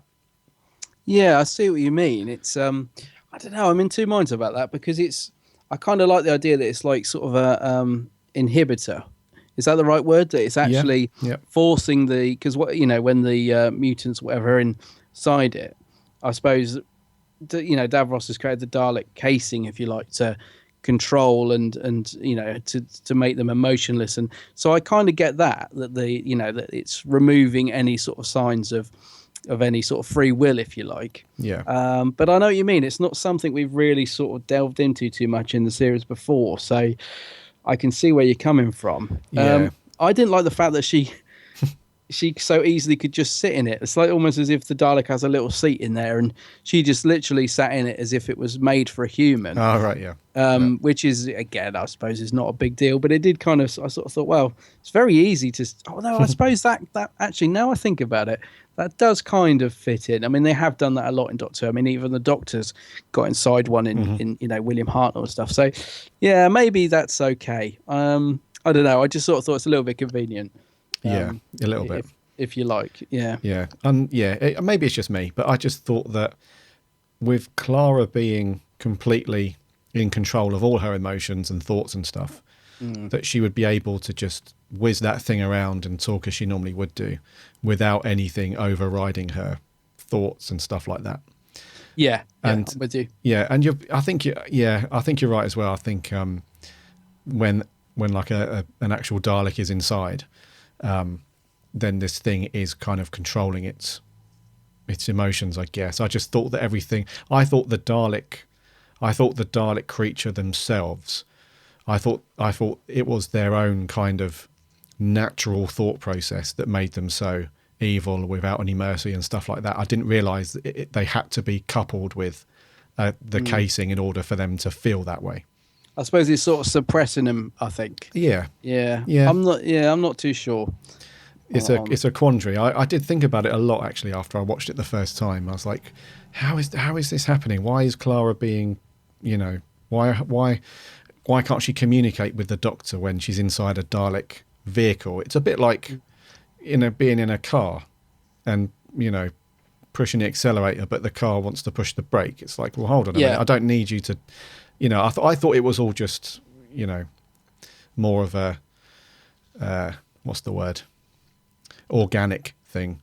I know what you mean. Yeah. Yeah. I was thinking a lot of people also pointed out that, Clara being inside the Dalek, very much reminiscent of Asylum in the Dalek. So it's Yeah, quite good true. to see it. Yeah. Quite good to see her back inside of one, and being so unaware of it and stuff. So Yeah. that was quite nice. But yeah, I totally hear what you're saying. I think it made for a good bit of drama. It was a good scene, though. Yeah, it was a good scene. And again, just want to quickly go back to Missy, because obviously that's quite an intense scene and quite a nasty thing that's going on, that she's trying to get Clara killed. But again, Missy managed to inject like a little bit of humor in there, which didn't feel out of place to me. It was still funny. And I'm sort of thinking back to John Sim as the Master, Yeah. and how he was so zany and over the top, and for me didn't work. As much as I like John Sim, and he is a great actor and was good casting, but the zaniness and the overtopness of his Master didn't work for me. Whereas Michelle Gomez seems to be doing, if anything, a more eccentric Master, but Right. she's sort of pulling it off for me. So it does work. So it's interesting, to think obviously that you've got two different people in a sense playing the same characters, that she's managing to pull off that zaniness, I think, a lot Yeah. better. Yeah, I think that's a testament to Michelle Gomez, really. I think so, yeah. Because I think the John Sim Master, I think at times was okay. He had this. I think he was more like the Joker from Batman. Yeah. If I'm being honest, he had that very kind of underlying menacing feel about him, but he was really kind of slapsticky, over the top, zany humor stuff. Where I think Michelle Gomez, the way that she's created this character is a lot more subtle in terms of her delivery, if you like. Yeah, and I loved her dancing around when she was talking to the Supreme Dalek and just dancing around the room. I mean, she is completely bonkers. Yeah, when the Dalek was going off, when we were shouting at her as she was doing the dance moves in That was like the brilliant. time of the, I did crack up at that point. I Yeah. must admit. Just before we move on from the scene, actually, I've just spotted one of my notes, and I did love this. Missy says, "I did that to show you the friend inside the enemy inside the friend. Everyone's a hybrid." And I thought that was brilliant, because that is the crux of the Doctor and Mrs. relationship, isn't it? The friend inside the enemy inside the friend. Yeah, yeah. And I thought that's a brilliant comparison. And a really nice. I didn't spot it at first. I watched it, so that's why I made the note. I really like that. I thought that's clever. I really like that. Just that little idea that the Moff put in there. Yeah, that was cool actually. She had some good lines, to be fair. I mean, that scene that we were just talking about with Clara inside the Dalek and the Doctor trying to find out if it really is a Dalek and stuff like that. That's that scene as well with Missy. Going, trying to get Clara killed and then trying to just brush it off like nothing afterwards. Really good stuff from Michelle Gomez. So Gomez good, Clara okay, Capaldi. Capaldi, yep, really good. Yeah. Really on form. I think I liked him more in this one than I did in episode 1. Episode 1, I think, don't get me wrong, he was still very, very good. Still really good. But I think in this one, we had a bit more emotion out of him, I think. Yeah. The only bit of emotion we saw in the first one was when Colony Sarth first showed up to tell him that Davros wants to see him. And then we had Clara saying, that's the look of shame and stuff like that. And then later on where he finds out that Clara's been supposedly exterminated. So we had those two moments where we had some really big kind of emotional scenes out of him. But I think in this one we had a bit more. We had the scene at the beginning where he's trying to get the Daleks to tell him about Clara. You said, who's going to be the first? You can tell in his face he's almost clutching at straws. He doesn't want to believe that Clara's been killed. Yeah. And then we had the whole scene with Davros, which we'll come on to. And then we had the closing scene as well, which was really cool. I mean, he wasn't so much as sad emotional, but, just complete, satisfaction and delight in his face was just brilliant. Yeah. So yeah, Capaldi on, overall, I still think that he's a great Doctor. I do. I still think he's such a good actor anyway, but I think he relishes in the part of the Doctor. So what did you think to him? Yes, I thought he was very good. Yeah, I'm definitely on board with Capaldi's Doctor. I do sometimes worry. I think Peter Capaldi has the potential to be a very, very not serious Doctor, but I sometimes worry about some of the humour they give him. That's the only thing. Like, I don't know, there's a couple of little bits creeping in to his character that slightly jar with me. I know I go back to this all the time, but I will say this again. If you look at how he was written in the Mummy Orient Express, he was perfect. That was the 12th Doctor for me. We seem to be getting away from that. He's getting a little bit more bumbly, a little bit more silly lines. Right. I think Eva Davros said, "Oh, you're still playing the fool." Yeah. And for me personally, that doesn't suit Capaldi's Doctor. I like him being. I don't mind the odd bit of humour. I don't even mind the sharpness to him. In fact, I like it. But I don't. Yeah, I want to see him a bit more in control. I don't like it when there seems to be a lot of him sort of bumbling around, just saying silly stuff, which is more suited to Matt Smith's Doctor. Right. And it's only slight. It's just starting to creep in a little bit, I've noticed. And I think it's because they're trying to soften his character to make him more likable. But I don't think they need to do that. I think Peter Capaldi is perfectly good as you know, as the darker Doctor, as the more serious Doctor. So there was only the odd bit, but I just started to see little bits of what, for want of a better phrase, Matt Smith humour creeping into his Doctor, which I don't think suits him. But I still thought he was really good in it. I mean, the interaction between him and Davros was fantastic. Played brilliantly. Loved the fact that they were just trapped in that room together, and I relished the scenes that we had with the two of them together. And I thought Capaldi was superb in those scenes. So overall brilliant. It's just as a two-parter, there's a couple of little bits starting to creep into the way he's written that I'm not sure. I think perhaps he's better than that. Do you know what I mean? Right. Okay. Yeah, but he's still really good. I love Capaldi's Doctor. I really am liking him. Yeah. Yeah. Maybe that's a script thing for this episode. I think they're just trying to soften him a little bit. That's all. Yeah. Yeah. He was very cool though.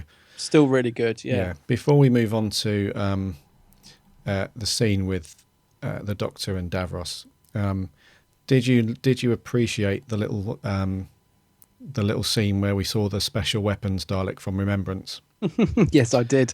when I saw that little bit, it's only a few seconds, and we see it moving past camera. But when I saw that scene, I was like, "Oh, Adam's going to love this bit." Oh, I do love that little guy. Yeah, and he lights up now. They've put a little light bulb in him in his head. No, I do. I love that little guy. I'd like to see him doing a bit more. I think.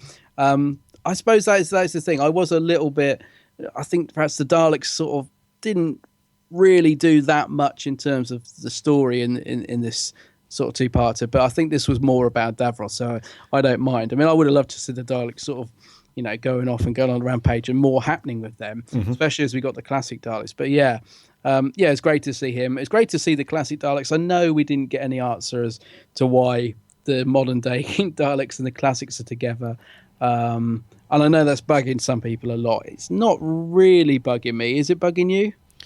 I'm not too bothered about it. I guess because I just love seeing them on screen, but I'm not too bothered. Yeah, it's not really bugging me as such, but I would like to know how Davros had brought them all together across time.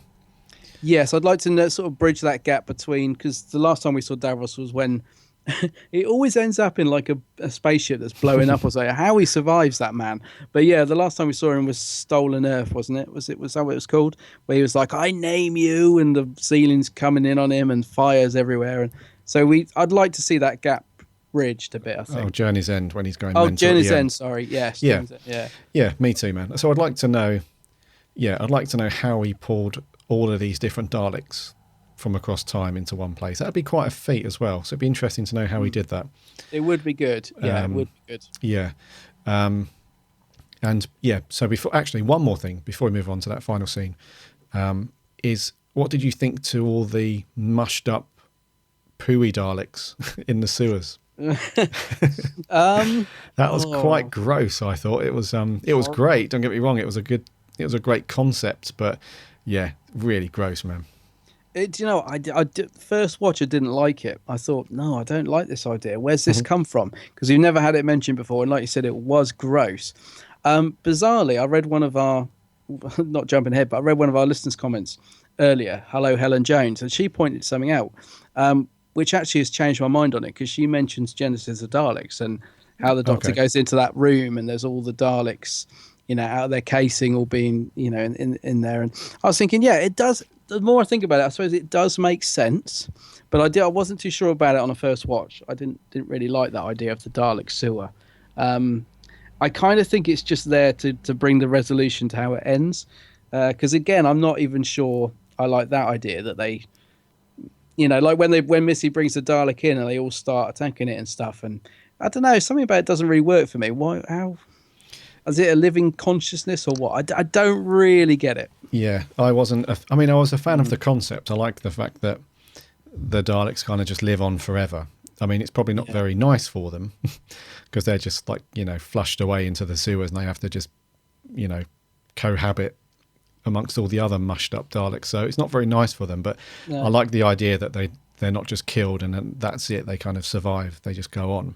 How does the Doctor know about them as well? Because he obviously when he's because I did like that, but when he's sort of giving his regeneration energy and stuff, and then he knows it's going to bring them up from the sewers, so everything's going to be fine. He's sort of going 1, 2, 3 or whatever he does, 3, 2, 1. So yeah, I was thinking, well, how does he know about the sewers? Yeah, I'm not sure how he knows, but he's the Doctor. Yeah, I guess once again we'll just go with it. We'll just go with it. We'll just go with it. The one thing I didn't like about the whole Dalek in the sewers thing was how it led to the defeat of everything. That's what I mean. I didn't like that. Yeah, it was a bit of it just was a way of tidying up the episode really, really quickly, wasn't it? Just kind of, I think that as well. Yeah, kind of all the slush coming up from the grates and stuff, and for some reason that was enough to stop all of these Daleks and stuff, and I don't know. But I didn't like it. If anything, I think it'd make them stronger, wouldn't it? They'd all be like regenerating and you think so? I don't know. Yeah, that didn't quite work for me either. Right, Julian Bleach as Davros. Yes. You mentioned earlier that it wasn't Missy this time stealing the show, it was Davros. I 100% agree with you, mate.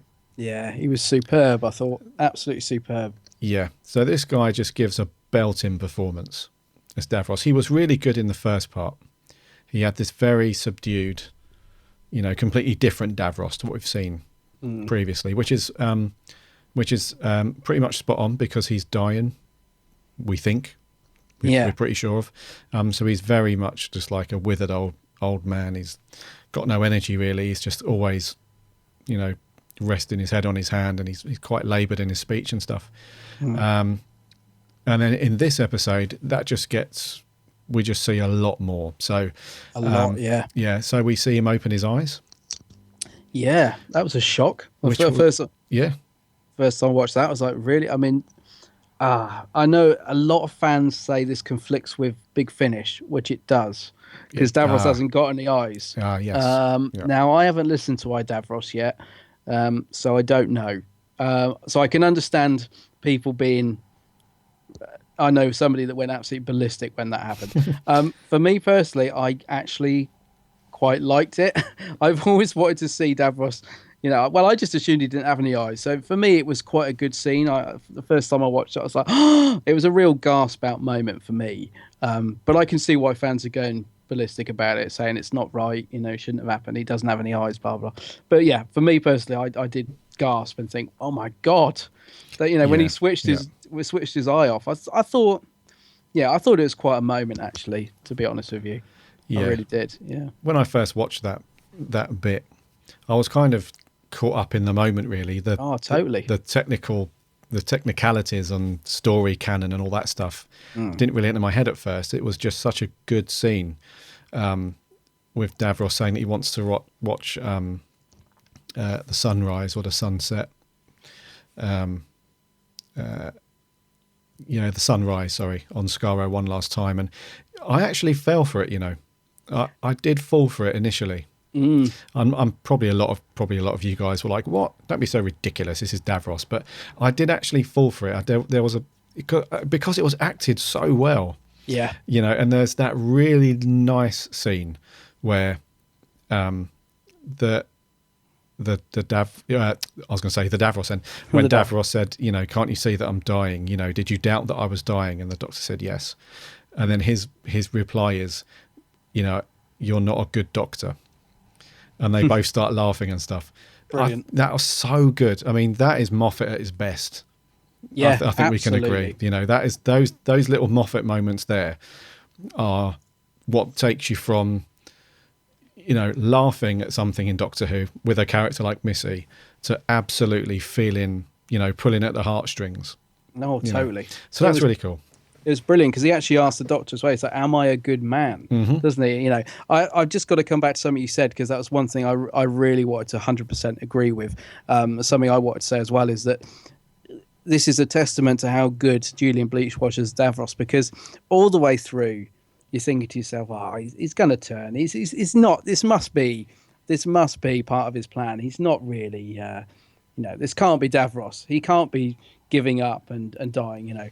And so, but when he does turn, it was still like, oh my God, he isn't. It was all part of the plan, and that is a testament to Bleach because when you think about it, it's such an obvious thing. Of course, it's a part of his plan. Of course, he's going to turn on the Doctor. But just like you, I really believed it right up until until he turned. I really did. Honestly, I don't know. I just thought it was superb the way he did it. I was sat there thinking, is this really happening? Is he really? Surely not, you know. But he's so good the way he did it. And like you said, the writing was so nice that it really, really worked, I thought. So when he did turn, I was like, well, two emotions. I was like, first of all, I was like, oh, I knew he would. He'd have to.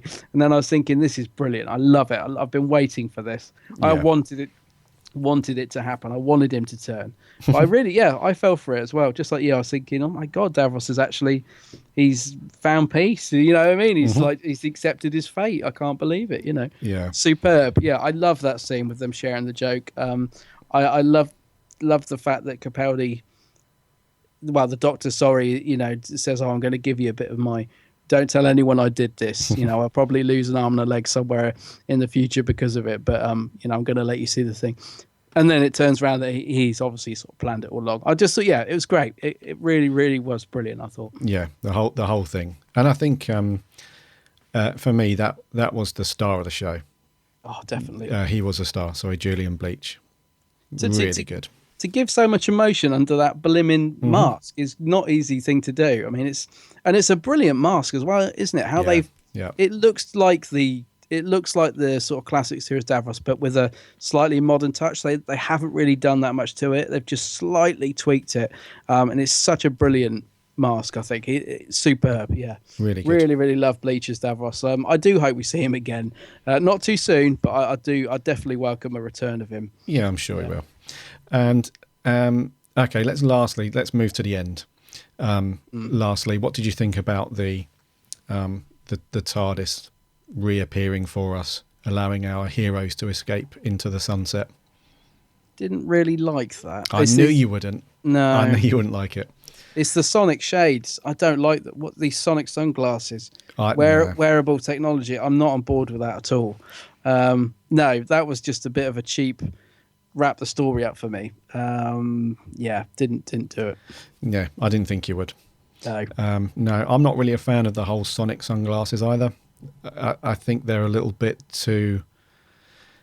the thing with the sonic screwdriver is it's almost like a character in its own right. You know, it's got its own look and feel, it's got a sound, it's tangible, you can lob it around and actually do...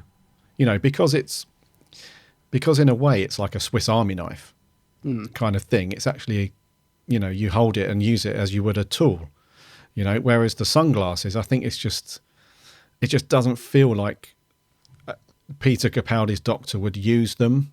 It seems out of character for his character, if you know what I mean. It's like a fashion accessory, but this Doctor doesn't really seem to be into that stuff. I'm not liking them at all. I hope they're not used throughout the series because I love the sonic screwdriver. I mean, I wanted to see it toned down. Stephen Moffat, if you listen to this, we wanted to see less of it. We didn't want to see it go completely. You know, you didn't have to go over the top.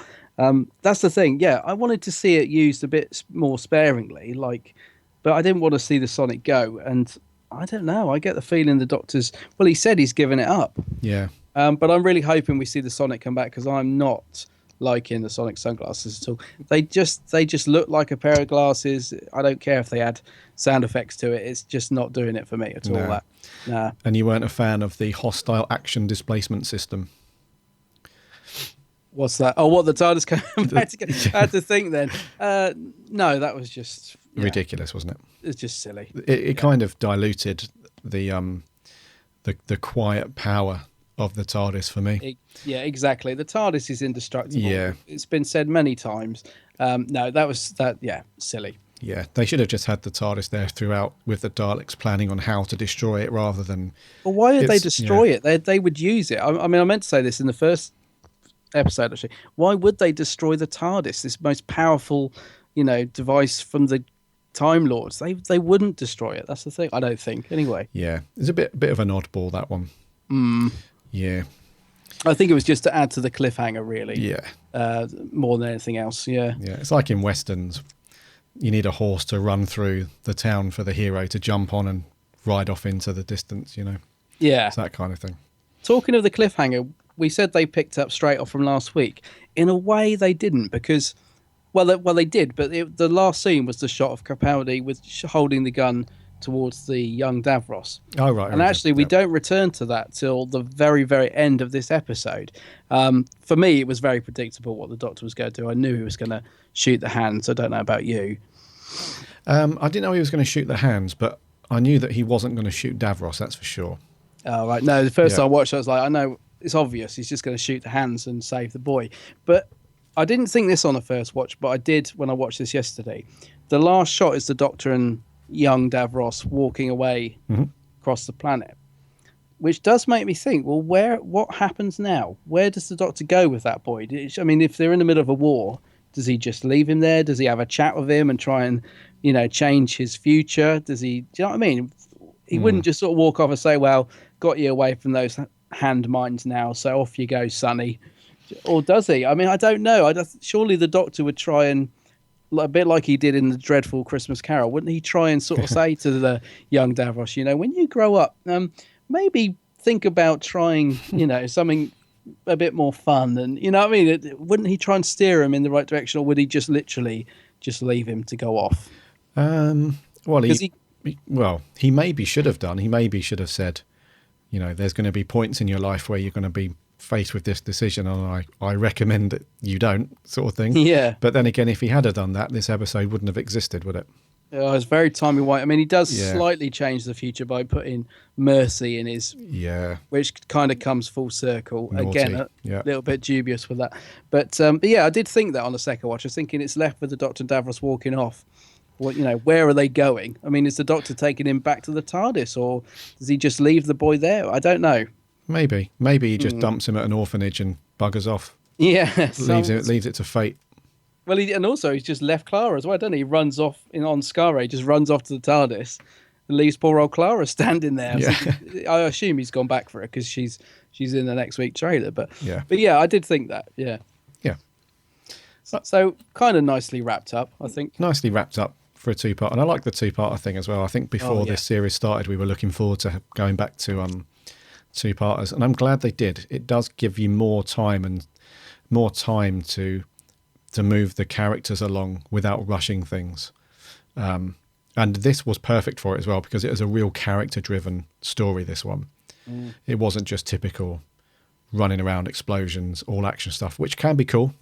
But I think for this one, you needed that extra time to go through the whole Davros character with the Doctor and Missy and stuff like that. So yeah, I'm glad they've gone back to the two parts. It's good.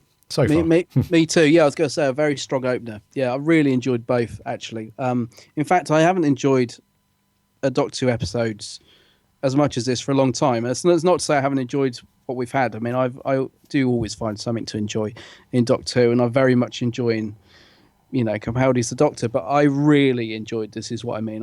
This is a story I enjoy going back and watching, over and over again. I loved it.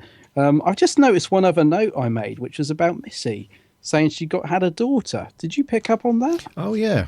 That was a strange little... She keeps coming out with these things. The other week she said something about the Doctor being a girl as well, didn't she? Yeah. As a kid. And she keeps throwing in these little lines. But the good thing about Missy is she talks so much rubbish that you can take it with a pinch of salt, or you can read a hell of a lot into it. But she said something about the doctor giving her a brooch when she had her daughter or something, and then she gets cut off again. And Yeah, it was these little things that Moffat's thrown in, I think it's just throwing them in. Yeah, I'm not sure if there's anything too serious to No, look I into. I doubt think it. it's just Missy playing mind games potentially, but yeah, I mean we've had that story, haven't we, with I think it's The End of Time, where the Time Lords come back.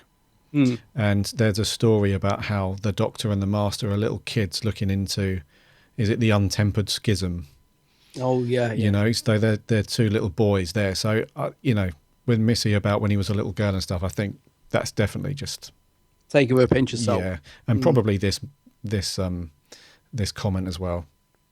Maybe she has. I'm not sure, but I doubt it. No. I doubt it. No. So then, overall Scores. well, for this episode. Yeah, for this episode. Yeah, I think it's you to go first this week, buddy. Okay. Last week I went for a 9 out of 10 because I absolutely loved it.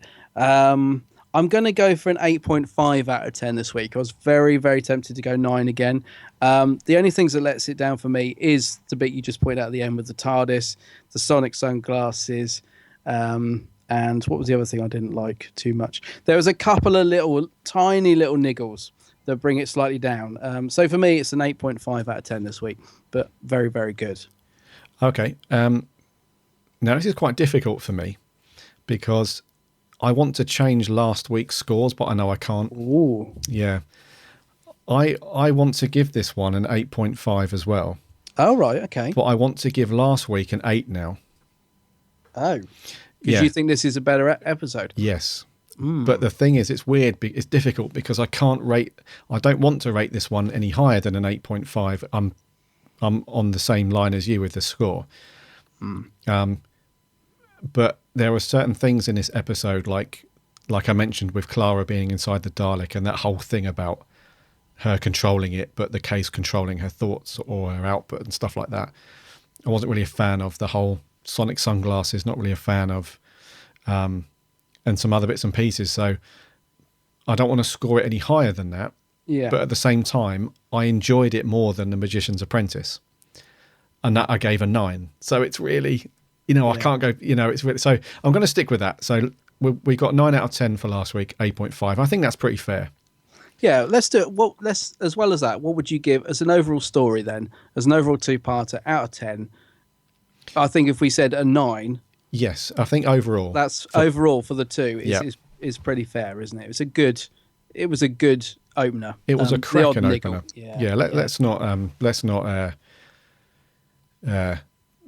I think it was a really, really good, strong, and I don't think we've had a really good, strong one for a little while. They have a habit of just playing it fairly safe for the opening ones. I think even Deep Breath, even though that was very good. I think we rated that reasonably high. What do we rate that? Deep Breath. We gave that an 8. And see that I'm glad because I was worried I'd given that more. Yeah. And it certainly doesn't deserve. I mean, Yeah. Deep Breath was good, but it was by no means great. Whereas, both these episodes I rate really highly. I just really enjoy watching them again and again. Mm-hmm. Whereas Deep Breath is not one I've even gone back and watched actually. No, me either. In a sense. Yeah. So yeah. So I think a fair score. I think it's a good score Okay. Yeah. from our review anyway. Yeah, cool. And what did you guys think? Yes. You guys put a load of stuff on Facebook again, which is good. A couple on Twitter, but you also sent in some audio and video. So let's play the first one. This is the enjoyable Jay Kent. Oh yes. Hello, Gary and Adam. It's me, your friendly neighbourhood Jay Kent, here to give my thoughts on The Witches Familiar, which was a belter of a conclusion of a two-parter. It was, lovely. I mean, I came out of it a bit unsure, which I'll talk about later, but yeah. Here, Davros, wow. I love the Darth Vader moment, it's like, let me look at you with my own eyes. It's like, he has real eyes. What a lovely thing. It's very emotional. I mean, I knew it was going to be a trap from like the moment it was set out, but if I had a soul, I would have cried.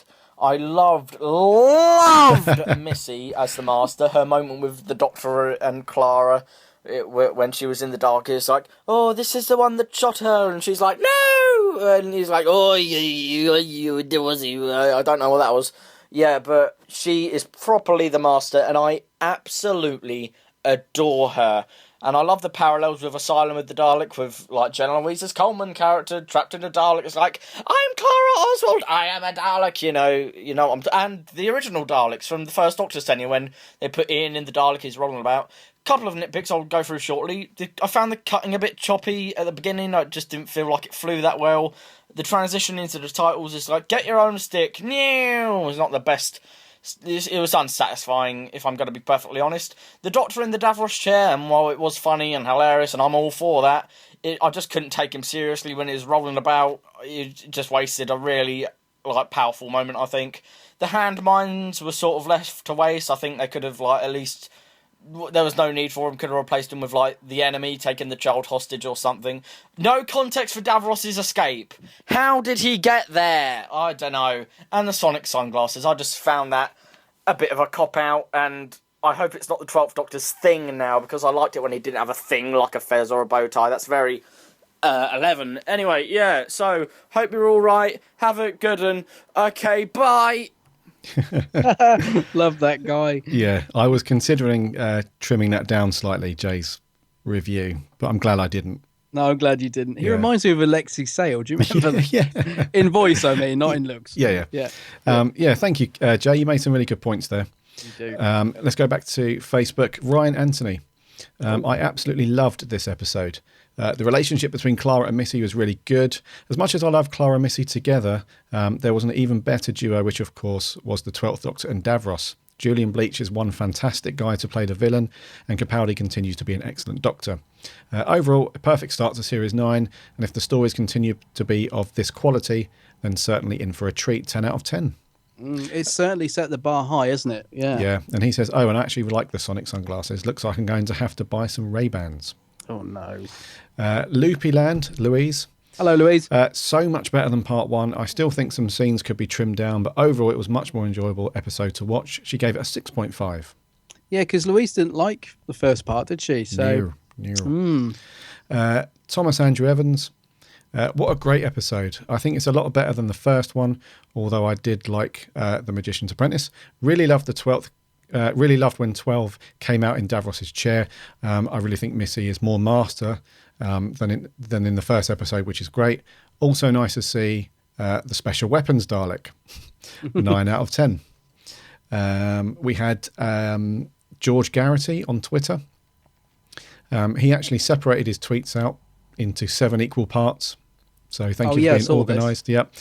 So he's put, wow, fantastic opener.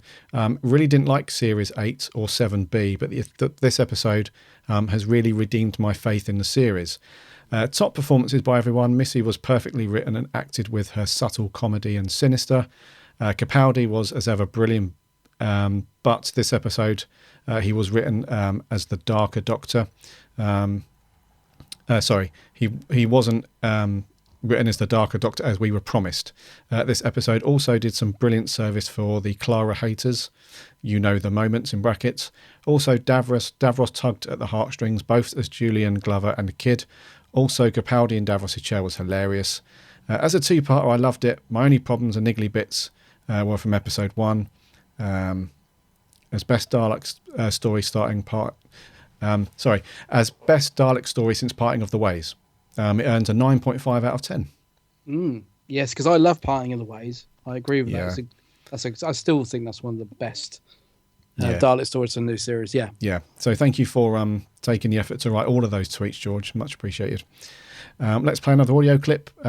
This is our friend Joe Sweeney. Hello, Gary and Adam. Hope you guys are well. And here is my review of The Witch is Familiar.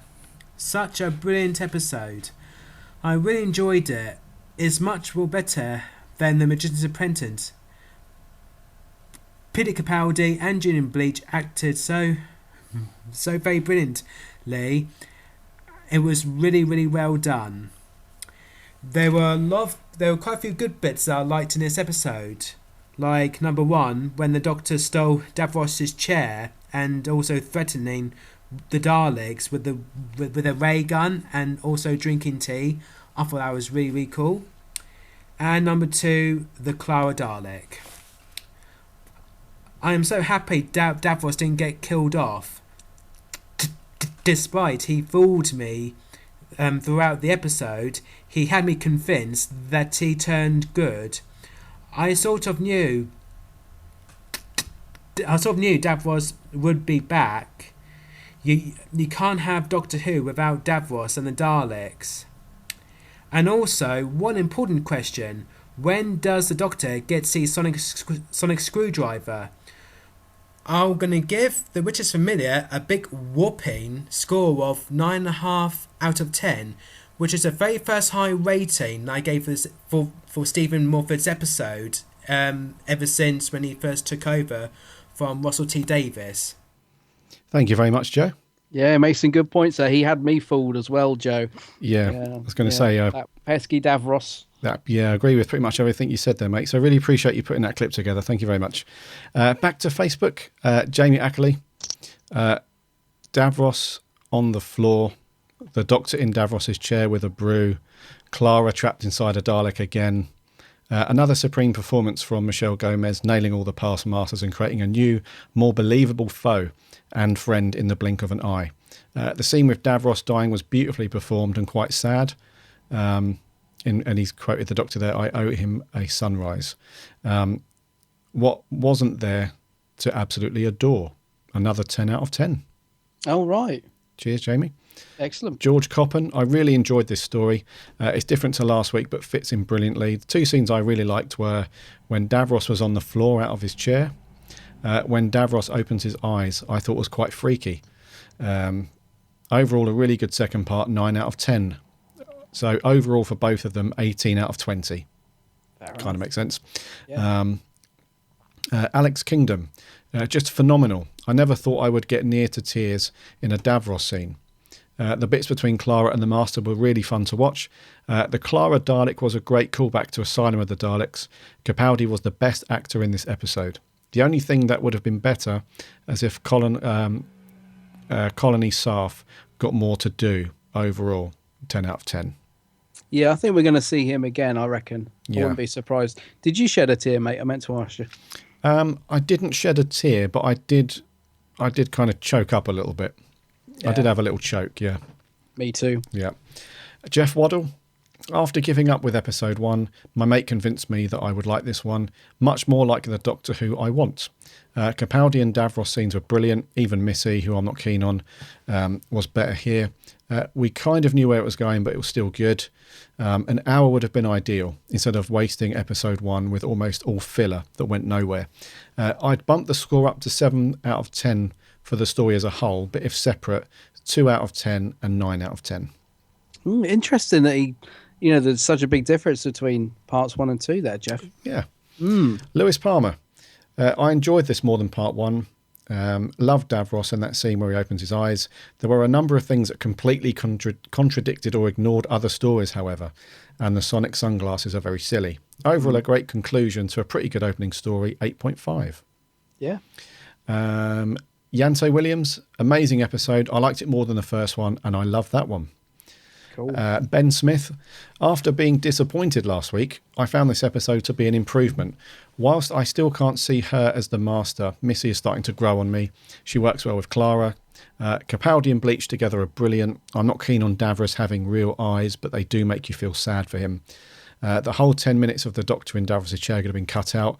Sonic sunglasses were terrible. The Witch is Familiar, 7 out of 10. Overall, 5 out of 10. And Paladin of Gallifrey. Truly an amazing episode. Every moment of the acting was beyond superb. The pre-credit sequence was incredible. We not only saw 4, but number 1 as well. Although the Daleks were a bit underutilised, I'd have to say that you couldn't have done much more, since it was not actually a Dalek story, but rather a Davros story. This is the best written show, line per line, of any Doctor Who episode ever. A modern classic, 10 out of 10. Yeah. And then he quotes the Doctor, I'm definitely having the chair. And we have one last audio review. This is from our friend Tom Dix. Hi, Adam and Gary. Yeah, I've been trying to work out all day how to send this like audio to you. So hopefully, if you're listening to this now, I've worked it out. But yeah, my thoughts on The Witch of Familiar, I really, really did like it. Like, I really enjoyed part one, but there just didn't seem to be a plot to it. Whereas in part two, it was just a beautiful character piece, and we explored the depth of the friendship and the relationship between Davros and the Doctor, which kind of made Davros seem more of a threat, really. That personal redemption that he had, and also seeing the relationship he and the Doctor had, kind of made Davros more of a threat for me. But yeah, again, I really did enjoy this story. It wasn't flawed, really. My only problem with it, though, is Clara seemed a bit redundant. Like, I always forget she's in this story. Like, I've seen it too many times now. Each time I come out of it, I'm just like, oh yeah, Clara was in that. But yeah, I thought it was a great start, and I can't wait to see what the Doctor's confession is. I cannot wait for the rest of Series 9. Very positive review. Excellent, yeah. And I know that Tom has just recently moved to Cardiff. So you've got no excuse to go and see Colin Baker next Saturday. He'll be there. Yeah. So thank you very much for putting your thoughts on the Big Blue Box Facebook page. Did you anything through on Geek's Handbag? Yes, I had a couple. My phone's just shut. 1 sec. I was so engrossed in what Tom was saying, I actually closed my phone. Right, Stuart Stockwin, far better than the previous episode. A lot of people saying that. The acting that both Peter Capaldi and Julian Bleach gave when Davros was crying was so believable that I thought that was the moment when I thought I was going to hate Moffat for ruining him. Ooh. Okay. Joe Sweeney, oh no, he sent in the audio, didn't he? Cousins 2019. I have to say, very different from last week's episode. Capaldi and Julian Bleach were amazing together on first watch. I didn't see what Davros' plan was. It was clever how they tied up the story with the sewers, but couldn't the Daleks just fly away? I can't believe Moffat was able to put in the line, the bitch is back. Yeah, Cousins thought that was very unnecessary. Loved the Doctor in Davros' chair. Thought that was funny. Is Missy working for the Daleks now? See, I think she might be. Liked how they kind of brought Oswin back because Clara was in Dalek. Overall, quite like the episode. It was funny in some places, but Michelle in the American accent I don't think was needed. But overall, not as good as part 1. 8 out of 10 he's given it. Okay. And finally, Helen Jones. She says, another brilliant episode, maybe even better than last week's. Again, I was blown away by the performances from Peter Capaldi and Julian Bleach. I actually found myself feeling sorry for Davros, so did I. Especially when he wanted to open his eyes to see the sunset. Won't lie, cried a little. So did I, Helen. Then for him to turn evil again, revealing his true plan, was just amazing. I loved the idea of the Dalek sewers and couldn't help but be reminded of Genesis of the Daleks again, where Tom Baker enters that room full of squealing mutant Daleks. I'm glad you pointed that out, Helen, because, yeah, that does make me feel better about the sewers. I was glad it wasn't all serious, though. The opening scene with Missy and Clara was wonderful and funny, and I also loved Clara as the Daleks saying, that was a bit weird. I did feel over the 2 episodes that Clara was a bit sidelined, and I would... a bit sidelined though, and I wonder, should there have been just the Doctor and Missy episodes? Again, a couple of negative points. Not keen on the Sonic Ray bands. I hope they are used sparingly, and the Beeb is at it again by changing the start time every week. I know. 9 out of 10 from Helen. So yeah, she really enjoyed it, and I agree with a lot of what you said there, Helen. Fantastic. Yeah, me too. And they've changed the start time for this week's episode again, haven't they? Really late, isn't it? Is it? Well, you know, for kids, I mean, it's like, isn't it like 8:35 or something stupid? Yeah, it's on. It's after 8 o'clock anyway.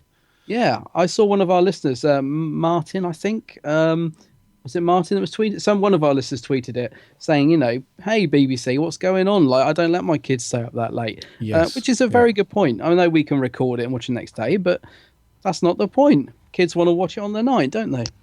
Oh, of course. Yeah, we need to get some rant music, mate. We really do. It's funny you should say that. Oh yeah. We have a rant clip.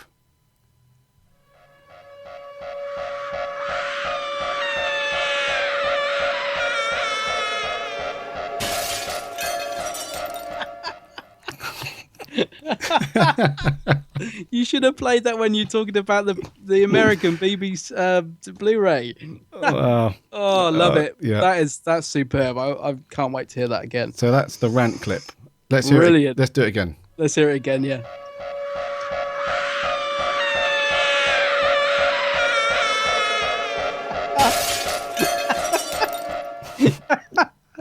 So I love it. A little mini rant to close the show. Let's sort out the start times because it needs to be consistent. Why can't it just be like 7:30 every week? Yeah. Come on, sort it out. Sort it out. It's not difficult. Yeah. Get that strictly off. And I think we will wrap just there, dude. I think we should.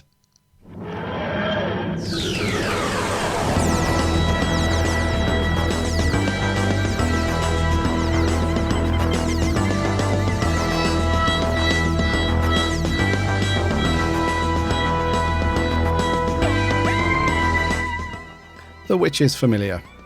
We have given that an 8.5, which bumps the overall score for both 2 and 9. And I'm pleased with that score, actually. Yeah. I think so. I think it's well deserved. It was a really cracking series opener. And really enjoyable. Yeah, and sorely missed as well. We haven't had a real cracker of an opener for a while, so it's all good. Yes. Moving on to trivia. Before we've closed properly, last week we asked you on what date was Victorian Clara born? And the answer to that was the 23rd of November, 1866. I almost remembered because I knew it was the date the Doctor Who first aired, but I couldn't remember the year. Yeah. Oh, okay. Now, somebody did get this right, and I haven't got it to hand. Oh no! But it's cool though. I'll read it out next week. It's totally cool. That's really bugging me. Somebody got it right, and I thought to myself, this is a real tough one. Nobody's going to get it, but somebody did. But it's okay. Well done, that person. Well done, that person. You know who you are. Yeah, and I'll read it out next week. So trivia for this week is, what is the first story to mention that the Doctor has 2 hearts? Heartbeats. And when I say story, I don't mean a big Finnish play or a book or anything like that. I'm talking about just like, a DVD, TV story. Yeah. So what is the first story to mention that the Doctor has 2 hearts? You can jump onto Twitter and Facebook and give us your answer, and I promise if you get it right, I will read it out next week along with this week. So thank you very much again for sticking with us. Head over to their website, bigblueboxpodcast.co.uk.